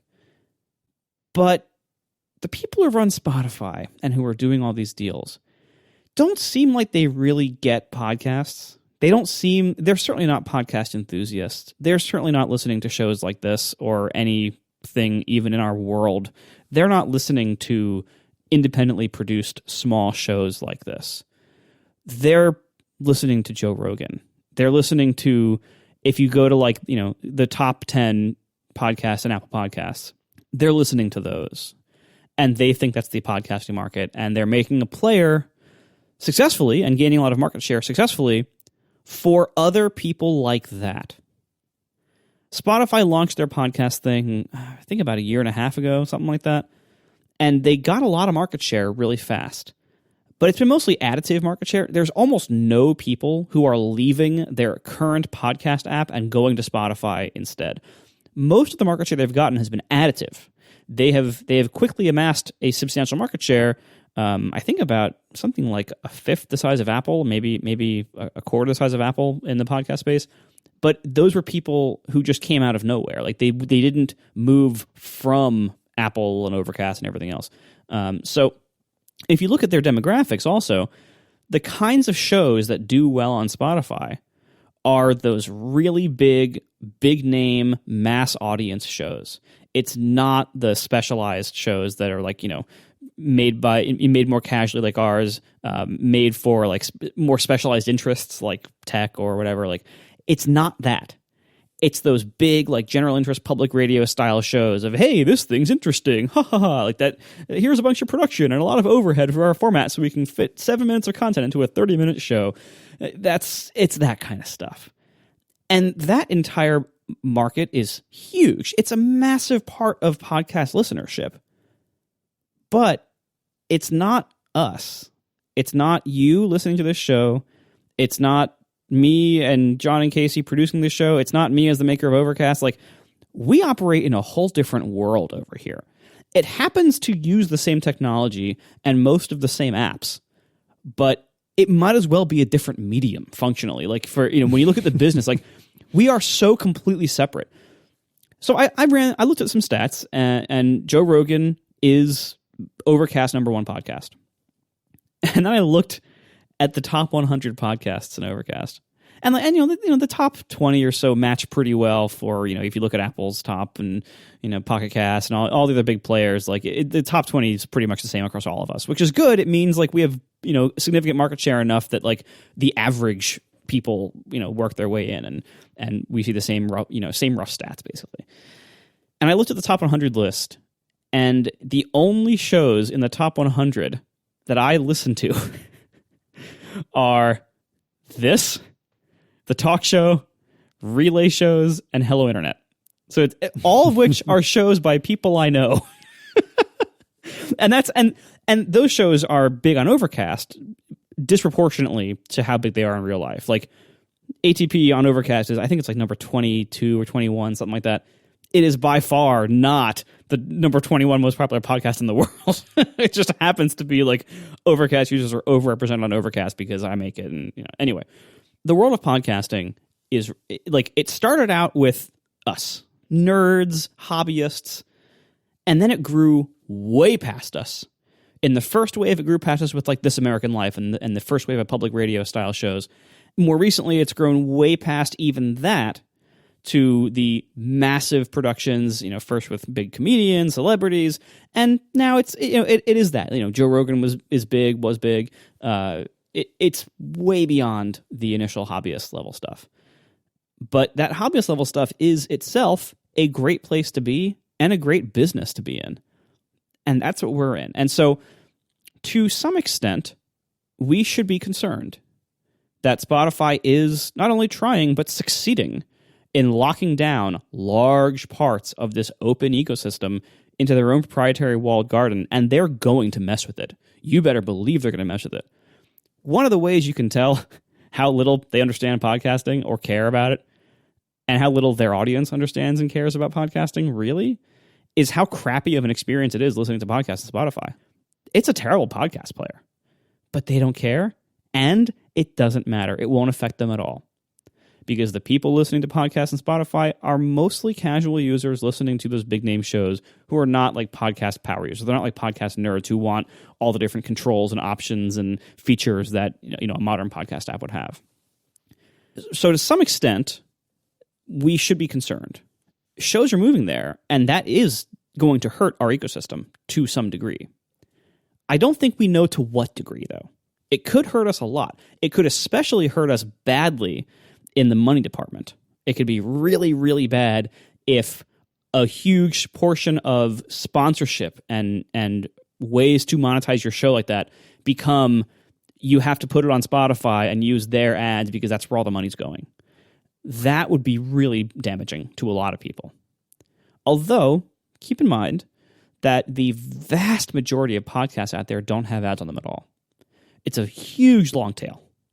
And while like the top handful of percentage of podcasts have ads, there's a massive amount that don't, that either are not monetized at all because people just do them because they like to do them, and there's nothing wrong with that, or they're monetized in different ways. Maybe they sell merchandise instead. Maybe they have a Patreon or membership program instead. Maybe they sell a book and they're using the podcast to promote their book. Stuff like that. There's all sorts of other ways people use podcasts to make money that are not just having ads in them.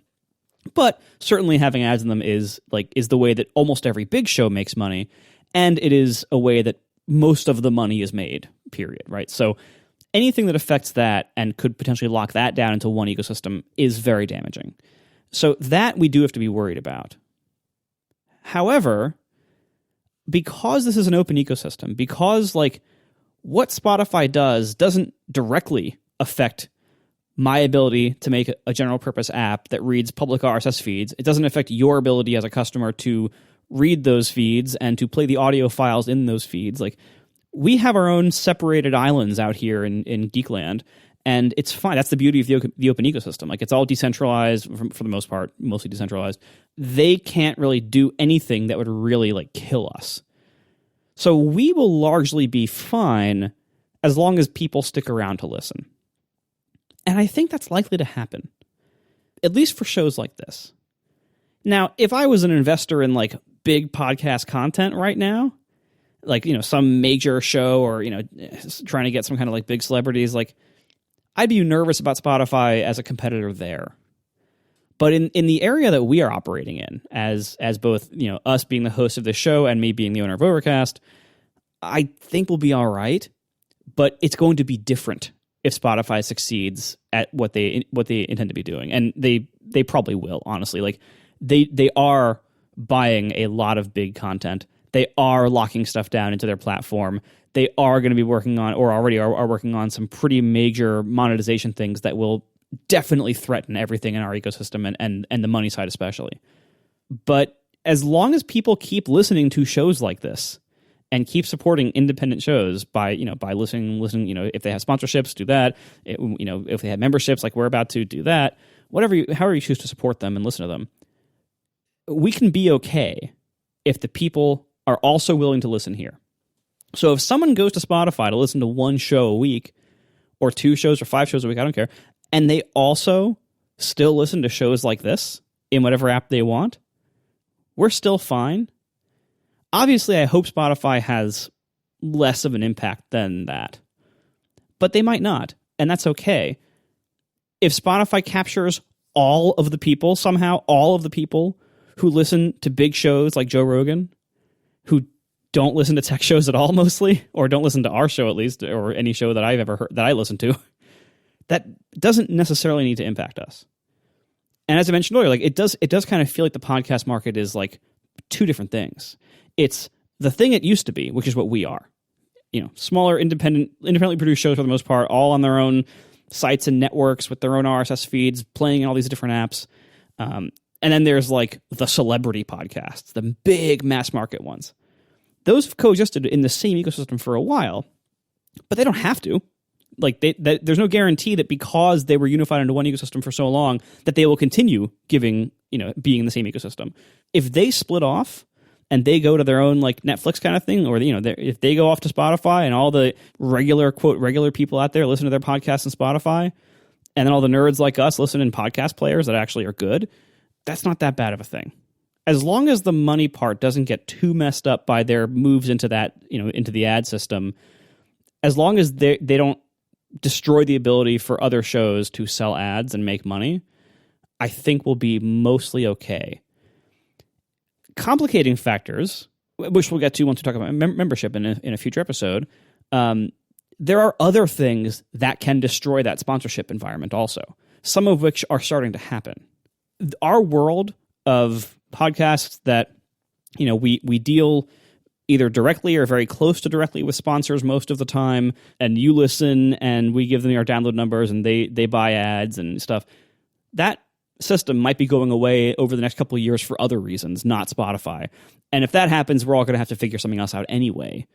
But Spotify's moves in particular are unlikely to affect shows like ours. They definitely will affect bigger shows.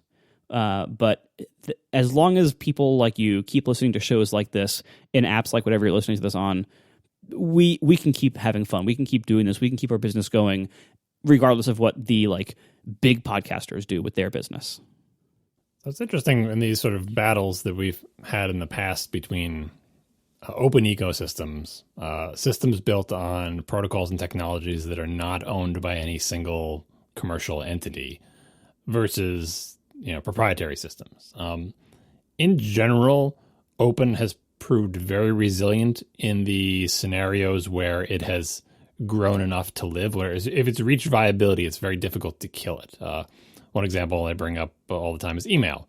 Email is terrible and crappy from a technical perspective, but it got critical mass before anyone could come in and try to get rid of it. And despite many, many people trying, plain old regular email continues to cling to life because no one is able to sort of get critical mass. Not Hotmail, not Gmail, not AOL. Nobody is able to get everybody into a thing and say, email, whatever, like you're all on AOL email now, or now Hotmail is email and regular old email. We don't support that anymore. Like no one's been able to capture it all and say proprietary, we own you all now. We have everyone's email address because email is a protocol. There's a bunch of them. They're open. Anyone can implement them. You can make an email client and an email server. It doesn't mean there hasn't been consolidation. Most people's email address probably are Hotmail or Gmail or whatever, right? But email itself, the protocol, is why you can still have things like, I was going to say 37 Signals, Basecamp's upcoming hey.com email client. The only reason they're able to do that is because guess what? Email is still an open system. They don't have to sign an agreement with Google to be able to send email to Gmail users or vice versa. It's an open protocol. Everybody exchange email. It has proved resilient, right? The web is another example. It's the platform that nobody owns.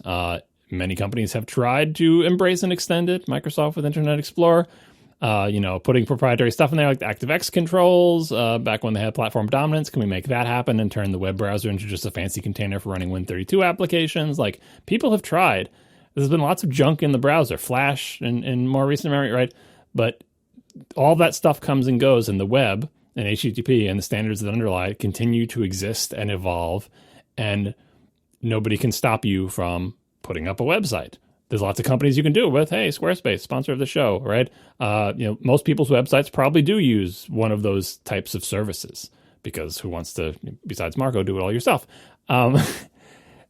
But the web as an entity has been resistant to all those people. We didn't all get owned by GeoCities. Even Facebook, which owns like the entire planet, could not destroy the web. They sort of circumvented it and live off of it and, use it to feed their giant evil machine, but the web continues to exist.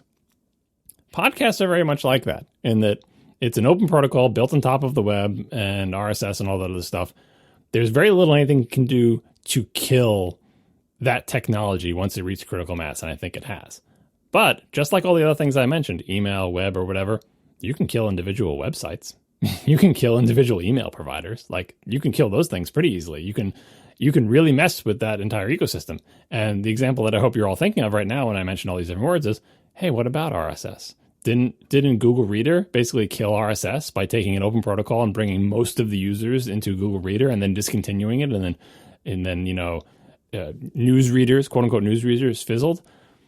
That is, the type of scenario where they didn't kill it outright. You can download NetNewsWire today and it works great. It works better than ever, and you can read feeds with it, and sites still have RSS feeds. But they did put a significant dent in it. They didn't get everyone into it and change the protocol, and suddenly no one has RSS and RSS doesn't exist anymore.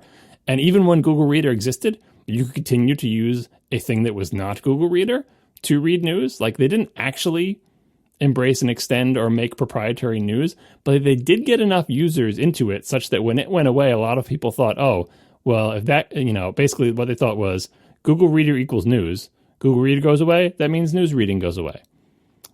If Spotify ever got to the point where people think podcast equals Spotify, and, let's say Spotify goes out of business or stops doing podcasts or whatever, although I don't see why they would, for all the reasons Marco mentioned, people say, oh, well, now that Spotify's gone, I guess podcasts are over too, because podcast equals Spotify. That's not true and never will be true, just the same way the Google Reader is an RSS. But if people ever get into that mindset, if Spotify ever gets that kind of critical mass, that could be people's thinking, and it could really hurt the ecosystem. It's taken a while for news reading to sort of regain its footing. And by the way, podcasts are essentially news feeds. They use the same standard as the quote unquote news readers. You can look at podcasts in an RSS reader. It's in the end, it's an RSS feed with a bunch of audio attachments, right? So it's all kind of wrapped up in the same thing.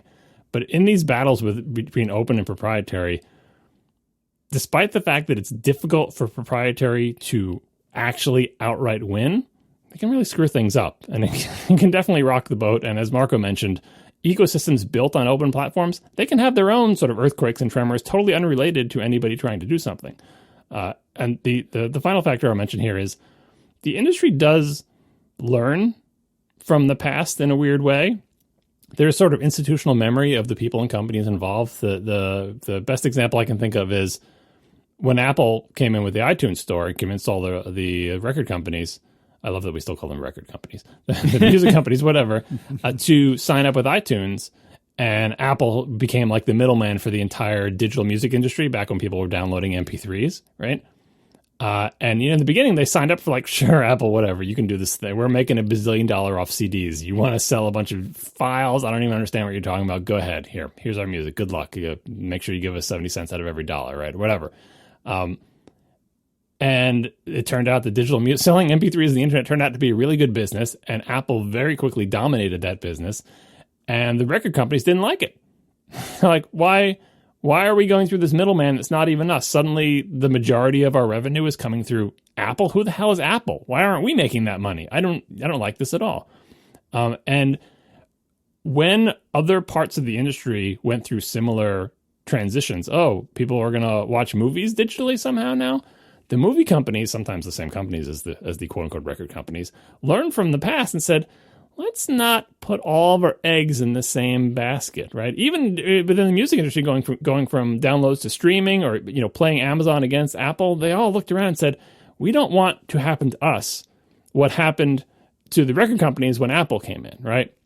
So let's kind of, if we have the content, let's kind of spread it around a little bit, right? I'm not sure if there is any large, powerful entity, any set of large, powerful entities in the world of podcasting that contain that collective wisdom.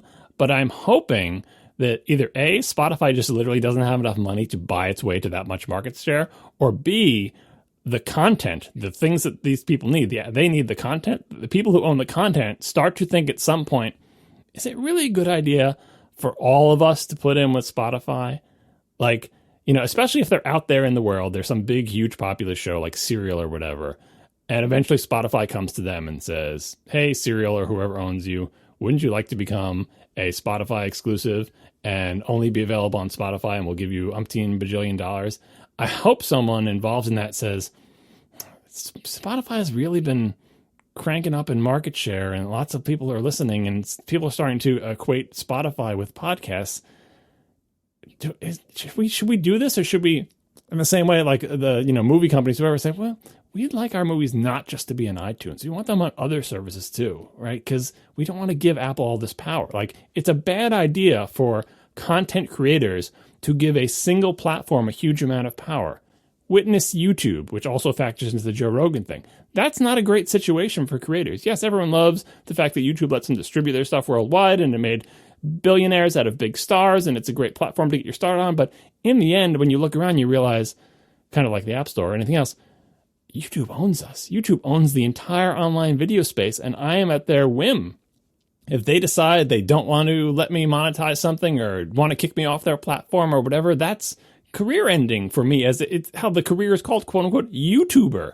That's a bad situation to be in. If your profession is named after a company, that company like owns you practically, right? And so I really hope that, this doesn't apply to us, but this applies to like those big shows, those top 20 shows, those shows with millions and millions of listeners.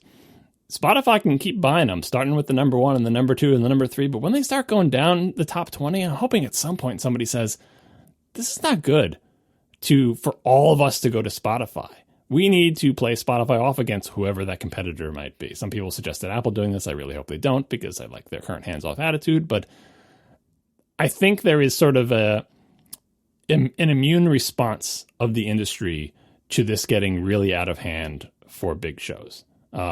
This, again, is probably not relevant to us, because we may die in an earthquake unrelated to Spotify in the industry, related to ad sales or whatever. But we won't. As a listener of shows, I listen to some big shows too. Like I'll listen to I was going to say Reply All, but like a Heavyweight. I don't know if that's such a big show. I guess most of my shows are kind of obscure. What's the most mass market show I listen to?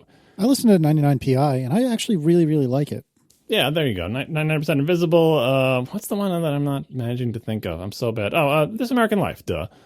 Yeah, I'll listen to This American Life. I'm not an animal. But I don't want Spotify to own all of those shows, right? I really don't. I don't want Spotify to become the Google Reader of podcasts. I don't want them to become the iTunes Music Store. I certainly sure as hell don't want them to become the YouTube of podcasts. That is like the nightmare scenario for everybody, for consumers and creators alike. I know everyone thinks they love YouTube, like, oh, YouTube is the place I go and there's great videos there or whatever. But there are things that you are not seeing and are never going to see because YouTube owns that platform.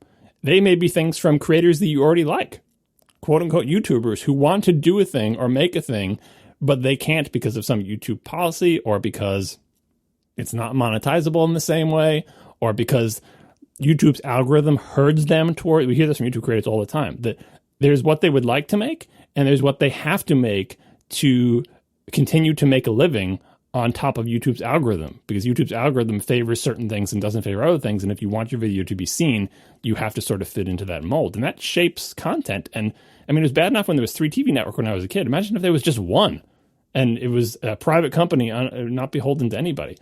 I didn't want to turn this into a YouTube slamming fest, but anyway, that's what comes to mind. So the Spotify situation, like someone asked earlier in the chat, is there some article I can point to show people who don't care about the podcast ecosystem why they should be sad about Spotify? I don't have an article like that, and honestly, it's the type of thing that the average person shouldn't ever need to know, just like they never knew. Just like nobody who's not in close enough as industry knows that YouTube is seen as a potential bad actor by people who make their living on the platform. Like, that's all inside baseball. Nobody knows or cares about that, just like nobody knows or cares about the various battles between the big 3 networks when I was a kid. Like, it's not, the solution to this problem is not going to be get everyone to understand that Spotify is bad for podcasting. The solution is, what Marco always alludes to, and it sounds terrible, but it's the truth. It's like, if you want to continue seeing a thing in your life support that thing to the best of your ability. And because podcasting is built on open protocols, that's it. You don't have to do anything else. Like, there's no other company you have to give money to.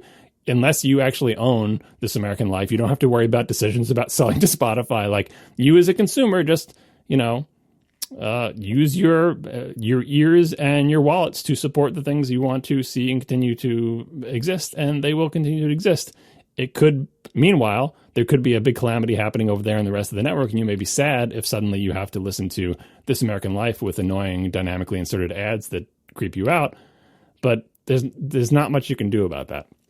If I had a good article that did explain this, I would put it in the show notes, but I don't have one. If anyone has suggestions, maybe we'll put it in next episode. But in the meantime, I guess just, keep supporting and listening to the things that you like, and mostly hope for the best unless you have the ear of people who own one of the top 20 podcasts. Yeah, and just a few other little, addendums to that, addendai? Anyway, you're right about, how YouTube really has dominated that medium, and I don't know any big players on YouTube who are incredibly happy with YouTube. I don't know any, because that company, I mean, they have a lot of their own problems, but it's not good to have someone get in the way between you and your audience, and or you and your money. And when you get big enough, those problems get pretty big, and the risk goes up. And big companies don't want to be beholden to some random, platform that doesn't have their best interest in mind necessarily, or maybe doesn't care who they are. And so nobody wants Spotify to get between them and their customers, or them and their money. If Spotify does do some kind of big ad thing, which again they are working on, so if Spotify succeeds in some kind of big ad thing, like a way to monetize podcasts that gets a lot of people to go sign up for Spotify, possibly exclusively, I don't know if it would work that way, but possibly, then I don't see big shows like This American Life, I don't see them going to that. They have their own way to make money. They have their own platforms. They have their own, dynamic ad insertion and automatic sales and large scale deals and all their own data analysis. They don't need Spotify to do that for them. They do that themselves. And they don't want Spotify doing that for them because they don't want some other company getting between them and their money and them and their customers. And so I don't think most of the large shows would make deals like that with which should be exclusive. Also, there is, if you become exclusive to any one platform, whether it's paid or not, as you mentioned, Spotify has a free plan, which it seems like most of its users use. So we're not talking about having to pay a special service to go listen to Joe Rogan now. We're talking about having to use a certain app instead of using any podcast app. Now you have to use this particular app to listen to this podcast, which you're likely to have already installed because they have hundreds of millions of users of Spotify already. What it means, though, is some percentage of your audience will get lost in that transition. Granted, with Spotify, it's not going to be as much of a percentage as it was something like Luminary, where they were asking people to pay, first of all, to pay period, no matter what, and then also to listen in this app that nobody already had. So it was starting from zero, right? And that went nowhere, and they burned through $200 million and somehow got a little bit more, but they're going to burn through that too. It's not going to work. Spotify will work a lot better because it is free and because so many people already have it. But there are still a lot of people who they're going to lose. Joe Rogan is going to have a smaller audience there, at least to start, and probably for a few years. I don't know how long his deal is for, but probably for a few years, he can have a smaller audience there than he has currently, because a lot of people will move to Spotify to listen to him, but not all of them. He might go down by a third or half. It could be a big loss. I don't know any of the big shows who would take on that kind of listener loss unless they were getting paid absurd amounts of money like what he reportedly is getting. But Spotify can't afford to do that for all the big shows. They can afford to do it for one or two. They're not going to do it for all of them. They can't, even if the big shows were game, which they aren't. Because problem number two is the big shows are already making really good money doing what they're doing on their own. So, and so was Joe Rogan. He had ads in his show. He was people are saying he might have made $100 million off this deal. By a lot of estimates, he was probably making somewhere near that already with ads every year. He has a really big show. He sells a lot of ads to a lot of people. So, regardless, the big companies are already doing their own thing. They have all their own stuff set up. They have their own servers. They have their own analytics. They have their own ad platforms. They have their own ad sales. And they make that money directly. They don't have middlemen getting in the way and taking some percentage of it, and they're not losing their audience in large chunks because they're locking it down to certain apps. If they could do that, they could do it with their own apps. Like, they could make their own apps. Some of them have. And, they could lock people in that way and say, well, now we get 100% of your attention and data and everything. They don't, because it's better for their businesses overall. They make more money overall and reach way more people overall by staying in the open ecosystem. So I don't actually see a lot of them moving over and becoming Spotify exclusive. Instead, if Spotify is going to do, some kind of major move into ad monetization for podcasts, it's going to be trying to capture small podcasts. This is why they bought Anchor. Like, when they bought Gimlet, they bought Anchor at the same time. And the reason why I think, I wasn't in any of these conversations or anything, but the reason why I assume they bought Anchor is to have that some kind of like basis with which to make an all-in-one thing of like, all right, you want to start a podcast? Start it here. That way, they immediately get rights to it because that's probably built into Anchor. And they can also then immediately, have you hook into their ad system and have you start making 40 cents a month using their ad system. And do that enough times, or have some of those podcasts get kind of medium-sized, and they can make real money there. So I think that's their long-term plan here. But to do all that, they just need a lot of people using Spotify for podcasts, and they need, if they keep calling it Anchor, or whether they eventually just call it, Spotify Podcast, they need people making podcasts on there and signing up for their monetization platform. But again, I think if we continue to just run our own thing out here in the wilderness, we'll be fine as long as our listeners stay here. And so far, we've had our show on Spotify for a few months at least, and it has effectively 0 listeners. Like, no one listens to it there, because the type of people who listen to this type of show don't listen on Spotify and seem to not want to. And I'm sure many of our listeners have Spotify memberships and use it for music, but they don't want to listen to podcasts there because they're nerds like us and they want they want better controls and they want all their stuff in a podcast app and everything else. So we will probably be fine, but there is definitely potential for the industry as a whole to have some pretty significant ripples from this. So are you nervous? Are you scared? Or you think it'll be all right? I'm curious what it does to podcasting as a whole. But again, I think for the things that both that I listen to and that I make, I think they'll be fine. And if Spotify backs a $100 million pile of cash to your house, are you going to say yes? Of course. Look, everyone has a price, and everyone's price is generally under $100 million. Yeah, people could be asking that, but it's such an absurd question. It's like, what if someone offered you $100 million for your car? Everyone would do it. But no one's going to offer you that because your car is not worth $100 million. So it's an absurd question. What if I offered you $100 million to raise your right hand? Would you raise your right hand? Oh, but I thought you were opposed to it. What if they offered you $100 million to eat fish, but you don't like fish? Yeah, there are things you don't do, but no one's ever going to offer you that because it's not worth that. So you don't have to worry about it. No one is going to offer us that much money for our show because our show is not worth that much. But if they did in this absurd scenario, yes, of course. Right? So that's why I feel like it's not, and honestly, you said, well, wouldn't that be a breach of your ethics or whatever? No, because our show wouldn't help Spotify gain any dominance in the industry. We would be taking their free money essentially and giving them nothing in return, which is why they would never offer us that much money. So I think it's kind of a silly scenario. But anyway, Spotify, call us. We're ready. For $100 million, we're ready. Exactly. That's our price. We could be argued down to 99, right? Yeah. Maybe. We are sponsored this week by Squarespace. Start building your website today at squarespace.com/ATP. Enter offer code ATP at checkout to get 10% off. Make your next move with Squarespace. Squarespace makes it incredibly easy to make beautiful, highly functional websites that take almost no time to make. You'd be shocked how fast you can get things done. And they look like you paid professional designers $100,000 to make you a site. Like, it's so great the way Squarespace sites look and work with so little cost and effort to you.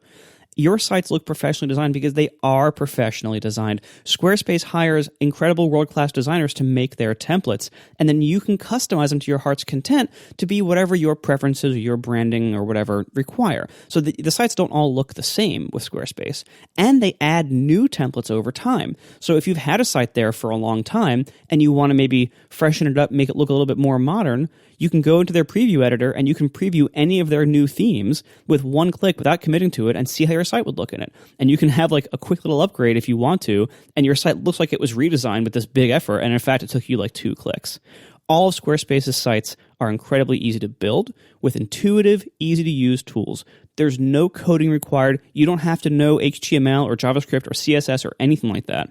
Once you have your site up and running, Squarespace supports it. You don't have to worry about software upgrades or patches or, upgrading your version of Linux. Like, you don't have to worry about any of that because Squarespace takes care of all of that on their end. It's incredibly nice to be a Squarespace customer. It's just so low effort. You focus on the content and what you're building the site for. They take care of the rest.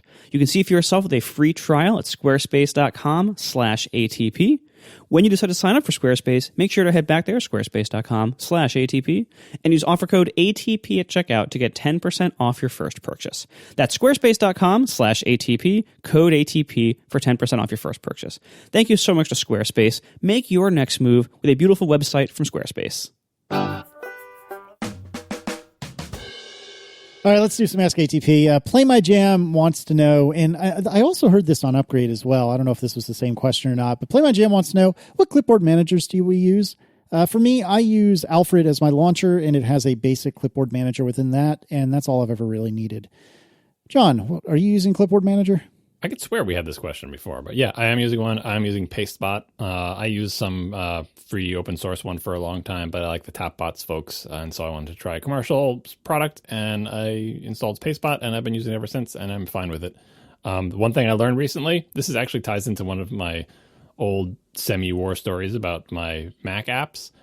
I couldn't figure out for the longest time why when I logged in, Pastebot would throw up its user interface. Like there's like a little window, like a preferences style window or whatever. It would pop that up and I would just close it. I was like, why does it do that every login? It's so weird. Like I do want it to launch on login. Like I want that because I just always wanted to be running it. But why does it put the UI and always makes me dismiss that window? I thought it was like a weird bug, or I'm like, maybe my preferences are screwed up or whatever. I must have run Pastebot like this for over a year before my little monkey brain said, hey, dummy.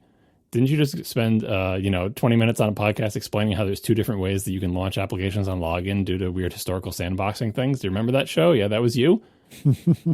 Pastebot probably is doing the same thing. And there are 2 different ways to launch on login. And you being an old school Mac OS X troglodyte, drag it into login items and system preferences, thinking this is how we're going to make Pastebot launch at login. I'll put it in login items. But you also have the checkbox checked in the Pastebot preferences that says launch on login, and that's using the new system that doesn't use login items. So essentially, it was launching on login through like the new quote-unquote modern weird-ass sandbox system, and then the login items would run, or vice versa, doesn't really matter which goes first, and it would say, please open this app, and if you open an app that's already open, you basically get a reopen event in your application. Another thing I learned writing my application, and that usually applications can respond any way they want to a reopen event, but usually what they do is if they don't have any open windows and they're already launched and they reopen event, they just show like their main window. That's exactly what Pastebot was doing. So over a year later, I go into login items, select Pastebot, hit the minus button, remove it, and guess what? Now I log in and Pastebot does not open its window in my face, and I'm a big dummy. So here's your free tip. But anyway, Pastebot, it's a 4-pay app. I forget how much it is. It's cheap. I think it's in the Mac App Store and also not. I tend to buy things outside the Mac App Store. If I can, because A, they usually have more capabilities, and B, more money goes to the developer. But do whatever you want. That's the one I recommend. Check it out. And I use Launchbar. There's lots of apps that do this. I like Launchbar, both as a launcher and as a clipboard manager, because it's the one I like. Launchbar is the launcher I happened to be using when I started using a clipboard manager, and so it's the one that I developed muscle memory and visual preference for. So I've tried other ones since then, and they didn't work the way I wanted to with muscle memory, and they didn't look the way that I wanted them to look because they didn't look like Launchbar. So this is a wonderful area where however you want this to look and feel, you can probably find something that looks and feels the way you want it to. And yeah, Launchbar is that thing for me. I absolutely love it. And it's the one thing that, like, if I'm setting up a new computer and I don't have that installed yet, it hurts. It hurts so much because, first you hit Command Space and you get Spotlight Search, which is like, Spotlight Search is almost a good launcher. Like it's like an 85% good launcher. You can use it that way. It works roughly most of the time. It's mostly fast. It has many capabilities. It's fine. But not having clipboard history kills me. It makes it so hard for me to work because I'm so used to it now. This is also one of the reasons why I am skeptical of like any kind of heavy work on iOS from my preferences, because iOS doesn't have anything like this that actually works and continuously runs and everything. It can't. So unless it's done at the system level, which Apple probably would never do. So like I love clipboard history, and both with programming and with just other kinds of general text stuff, images even, it works. Like it's so good.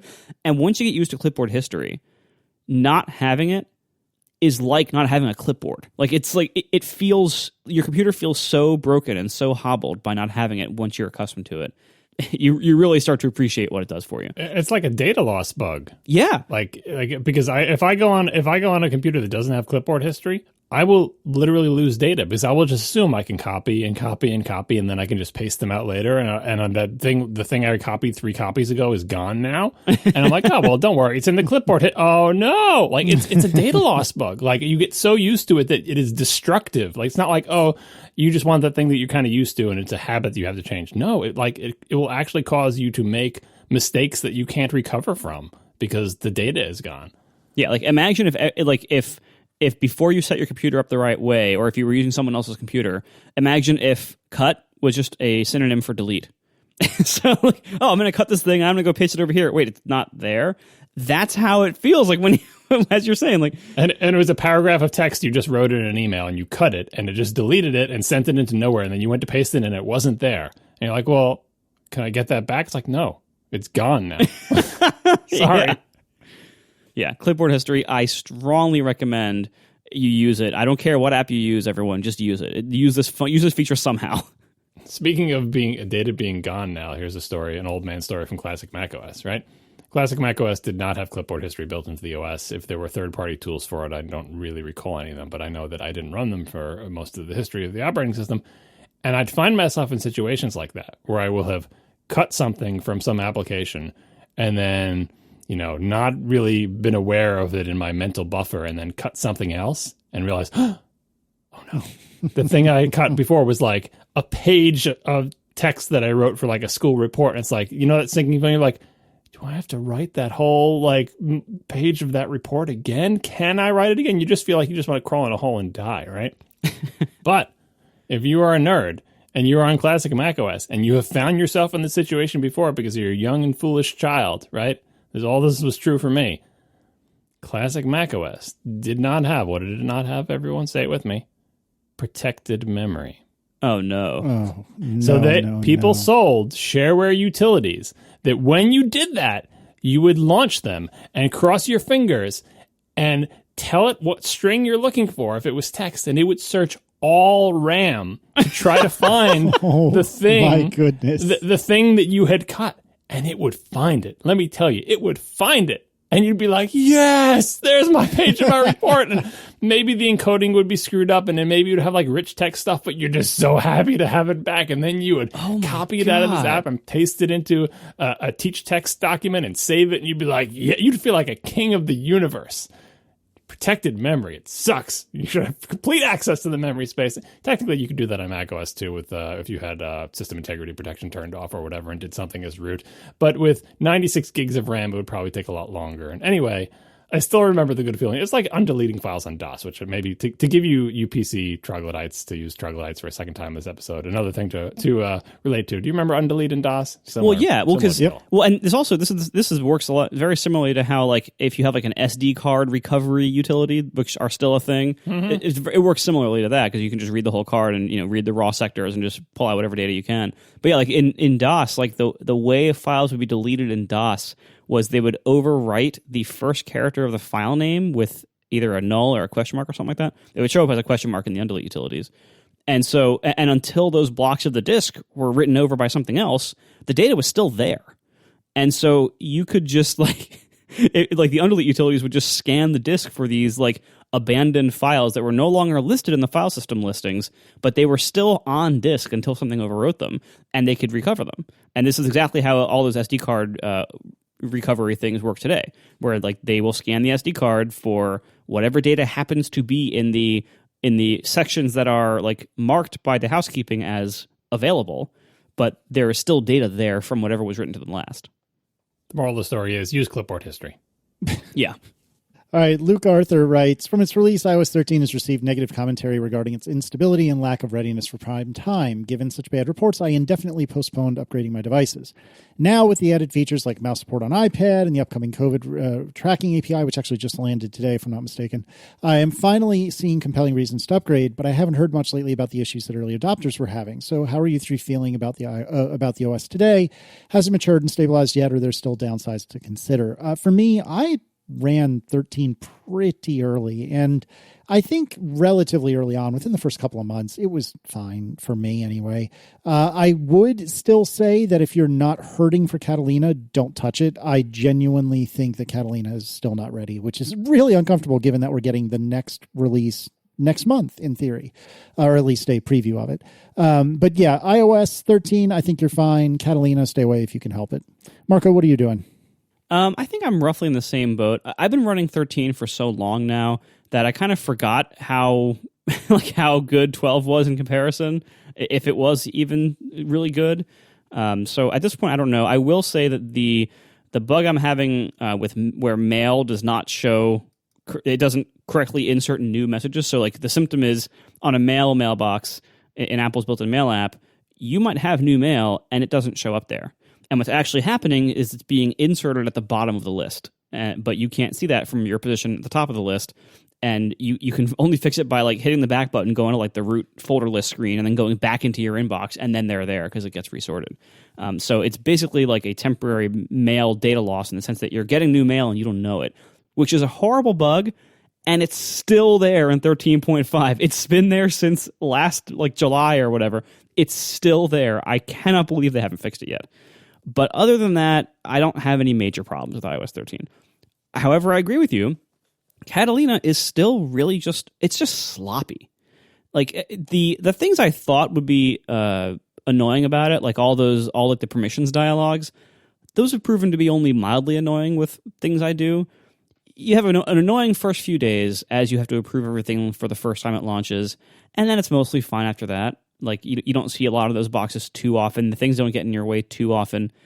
What annoys me about it is really common tasks now sometimes just lag for no particular reason, especially around open save dialogues.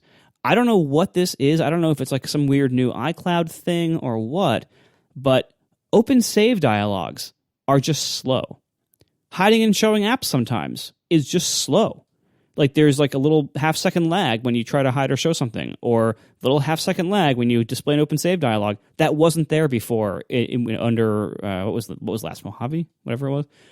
And that's like, it feels stupid to have these amazing, powerful computers these days, and to have an open save dialog get noticeably slower between one release and the next. Why? This is a basic thing. It just seems like they're incapable of shipping new versions of macOS without significant regressions that often just kind of never get fixed because they don't care about macOS enough to really invest heavily into this kind of stuff and into QA to really avoid these bugs and fix them when they come up. Please, Apple, stop touching it. Like, what? Stop. For the love of God. Like, I'm hoping, although this is probably not going to happen, I'm hoping this summer, given all the quarantine stuff, I was hoping maybe they would take this opportunity to say, you know what, we're going to do another like refinement year and push off some of the big changes till next year or whatever. They're probably not going to do that, but I kind of hope they do because they really need to fix a lot of the like little paper cut quality issues in Mac OS. I don't know any Mac power user who's excited about getting each new OS anymore. Like if Apple, whatever they want to do with iOS, we don't care. If Apple goes up there on their virtual stage, whatever it is, and they say, we're not going to do any new features on macOS this year. We're just going to, improve quality, etc. Not even bump the version number. Make it Catalina .6 or whatever. They would get so many people at home cheering at that because it just needs it. macOS does not need rapid pace change. It needs quality first and performance first. And it doesn't have that. Catalina it made a lot of things worse. And the releases before Catalina weren't that great themselves. it needs some love. There's no reason for the regressions it has. There's no good reason why like open save dialogues and hiding and showing apps should be slow and noticeably slower than they were one version ago. That's like amateur hour, and they need to fix that. So, John, tell me about iOS 13. Poor Luke asked a question about iOS 13, has to hear about Catalina for an hour. Sorry, Luke. iOS 13, I think it's perfectly safe now. I've upgraded all my devices long ago. I don't have any particular problems. Marco's point about the Mail app being screwed up, I'm sure there's other little apps that have those problems, but in general, for the OS, I wouldn't hesitate to tell someone to upgrade to it. Catalina, obviously I have to run it on my Mac Pro. I really haven't had any problems with it on my Mac Pro. It is with one exception. For a while, my Mac Pro was a little bit creaky about shutting down. You'd shut it down or restart it, and it would shut down or restart, but it would take a long time. And then when I would reboot, it would bring up like your thing crashed, and it would give you a crash report. And basically, it was like some job that's waiting for like the last thing to die on the system after everything else has exited, and it just wasn't dying, and it was timing out. And I just kept sending those reports to Apple because, you have the send to Apple button. And the explanation was, this seems to happen every time I shut down or restart. But I eventually got annoyed enough by it to, exert the force of Google on it and just search for a while and figure out other people having the problems. And an SMC reset seemed to fix it. So I haven't seen it in a while. But all the performance problems you just mentioned, or all those weird bugs or whatever, I don't see any of that. But this is not the only machine I run Catalina on. I run Catalina on my work laptop too, which is a 2017 MacBook Pro. And there I see all the things that Marco mentioned, the stalls, the slowdowns, the inexplicable things. Even today, like, it's actually impacting like the functionality of the computer. Today I was in, surprise, a video conference, because we all are, right?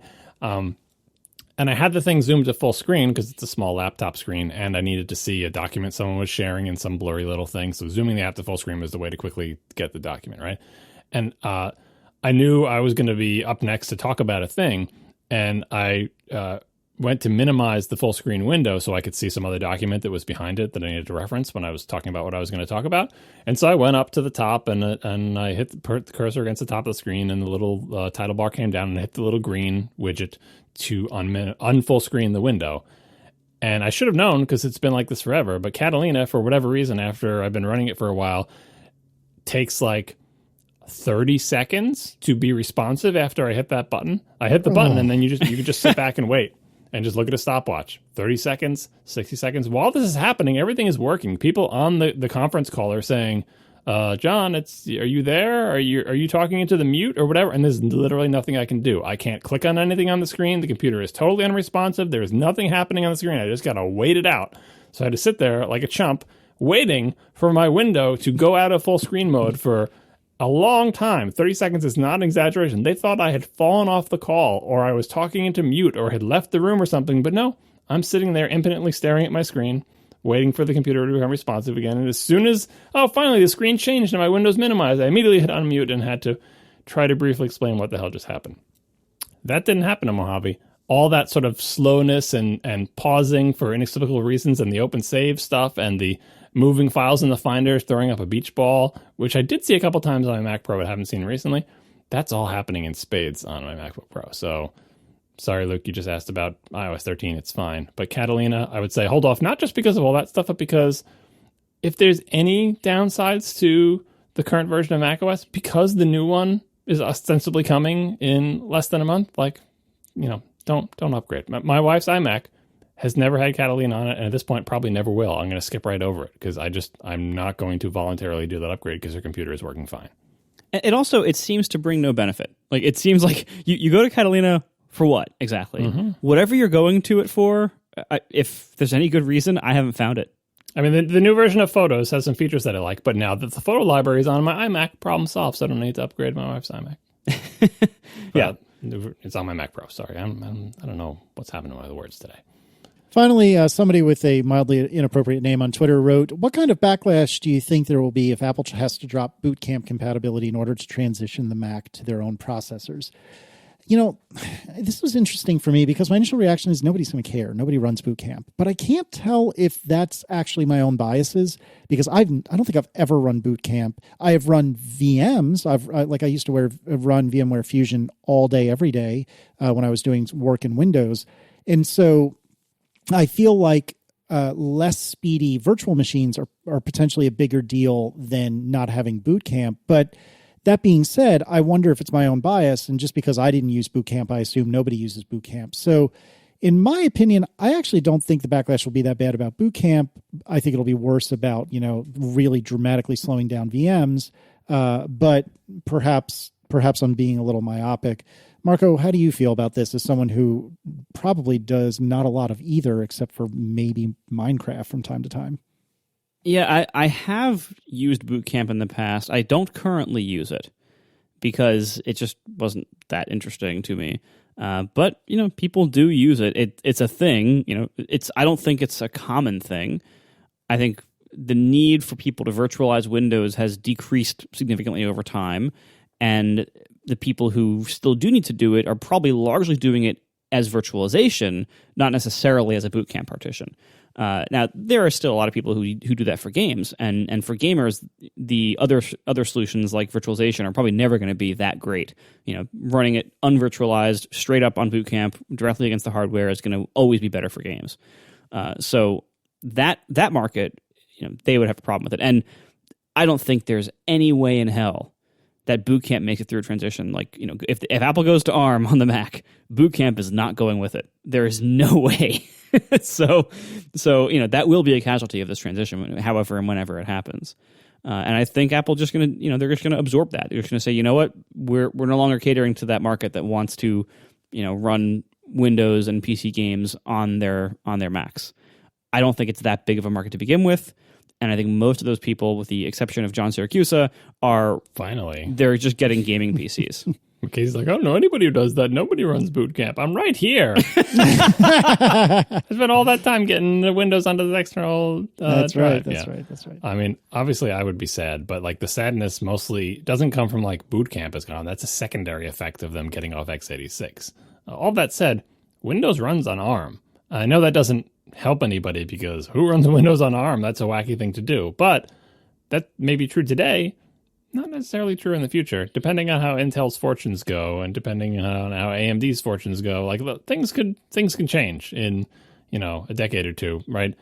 The idea of booting into Windows natively on an ARM, Apple ARM derived custom chip is not ridiculous. So while it is likely that Boot Camp, as we know it today, won't immediately make it through the ARM transition. Not impossible, by the way, because they can make Boot Camp and make it boot Windows and ARM. Like, they could totally do that. It's probably not that difficult in the grand scheme of things. It's just not very useful. But say they didn't do that, there's no reason Boot Camp can't come back in the future when suddenly the entire personal computer industry has transitioned to ARM-based CPUs, right? Like, if that happens, it is an option. It's an architecture. It's not a question of, Boot Camp itself. I'd be more upset if Apple stopped supporting Boot Camp while still shipping x86 Macs. That would cause quite a lot of uproar because I think, like, the fact that it exists at all is really important to, granted, a small subset of people, but it's like, there's no reason for you to drop this. You're still shipping x86 Macs. If you ship ARM ones, everyone kind of knows, all right, well, what can you do? But I wouldn't be surprised to see it make a comeback because the ability to buy Apple hardware and even if briefly or in special circumstances boot a different operating system is a useful thing. And I think Apple recognizes that, which is why Boot Camp continues to exist and be supported as far as it is, right? Like they barely support it, but they do support it. It does drive my Pro Display XDR. It does understand how to boot my weird, Mac Pro that wasn't a glimmer in anybody's eye when Boot Camp was created. So I'm mostly glad they continue to minimally support it. And if and when it goes away with some switch to ARM, I don't think there'll be outrage. If there's outrage, it'll be about the switch to ARM, not about Boot Camp. All right. Thanks to our sponsors this week, Squarespace and Linode. And we will talk to you next week. Now the show is over. They didn't even mean to begin, 'cause it was accidental. Oh, it was accidental. John didn't do any research. Marco and Casey wouldn't let him, 'cause it was accidental. Oh, it was accidental. And you can find the show notes at atp.fm. And if you're into Twitter, you can follow them at CAS EYLISS, so that's Casey Liss, MARCOARMENT, Marco Arment, SIRAC, USA Syracuse, it's accidental. They didn't mean to, accidental. Tech podcast so long. How's everybody holding up? Mostly fine. Tomorrow is Declan's preschool graduation parade, where all the children and parents are in cars driving through the preschool parking lot, waving at the teachers. And not to completely end the show on a depressing note, but it really bums me out, something awful, that this is the end of his preschool experience. Because, I mean, ultimately, preschool doesn't friggin' matter. But to him, it's the only thing that matters. And it really bums me out that it was like one day he left preschool thinking he would be back in a week or two. And in retrospect, it was obvious he wasn't coming back, but at the time we didn't know it. And so he just walked out of preschool and never walked back in. And that's it for him. And, you know, literally tonight, Aaron registered him for kindergarten online, which classically in the area we live, that's done in person. And there's like this big hoopla about it. And I think you I believe, having never done this, you get to go through the school and probably meet the kindergarten teachers. And it's this whole big grand thing. And, you know, that didn't get to happen. I'm extremely skeptical that he'll even go to kindergarten in the fall, which also really, really bums me out. I don't know. On the surface, we're fine. We still have a roof over our heads. Everyone's still healthy. We mostly still like each other, but oh man, it's just some of this. I feel like I'm seeing what's coming and I'm seeing it be more of the same. And it's really bumming me out a lot. Yeah, I don't, I mean, I'm mostly doing okay, but I'm with you in the sense that I don't really know how long this is going to last. I think everyone is going to try to get back to normal a little too quickly, and it's going to bite us in the ass. Yep. And we're gonna have to go back into our holes for a while until we have probably widespread vaccination, which is not imminent. So I don't know how this is gonna go, but I personally am doing mostly okay. I do miss people. I'm a people person. I actually like being around other people. I'm mostly an extrovert. I love going out to restaurants and stuff and just seeing people, talking to people. That's one of the reasons why I am the shopper, the grocery shopper in the family. Partly because I just like going out and doing stuff. I just like it. I like driving around to a handful of stores and getting stuff and saying hi to the beer guy in the good store and everything. I like that stuff. And to not have that hurts, But relative to other people who have a much harder situation, it's hard to complain about my situation. But yeah, exactly. It's not. That isn't to say that I like everything about my situation. It's just it's.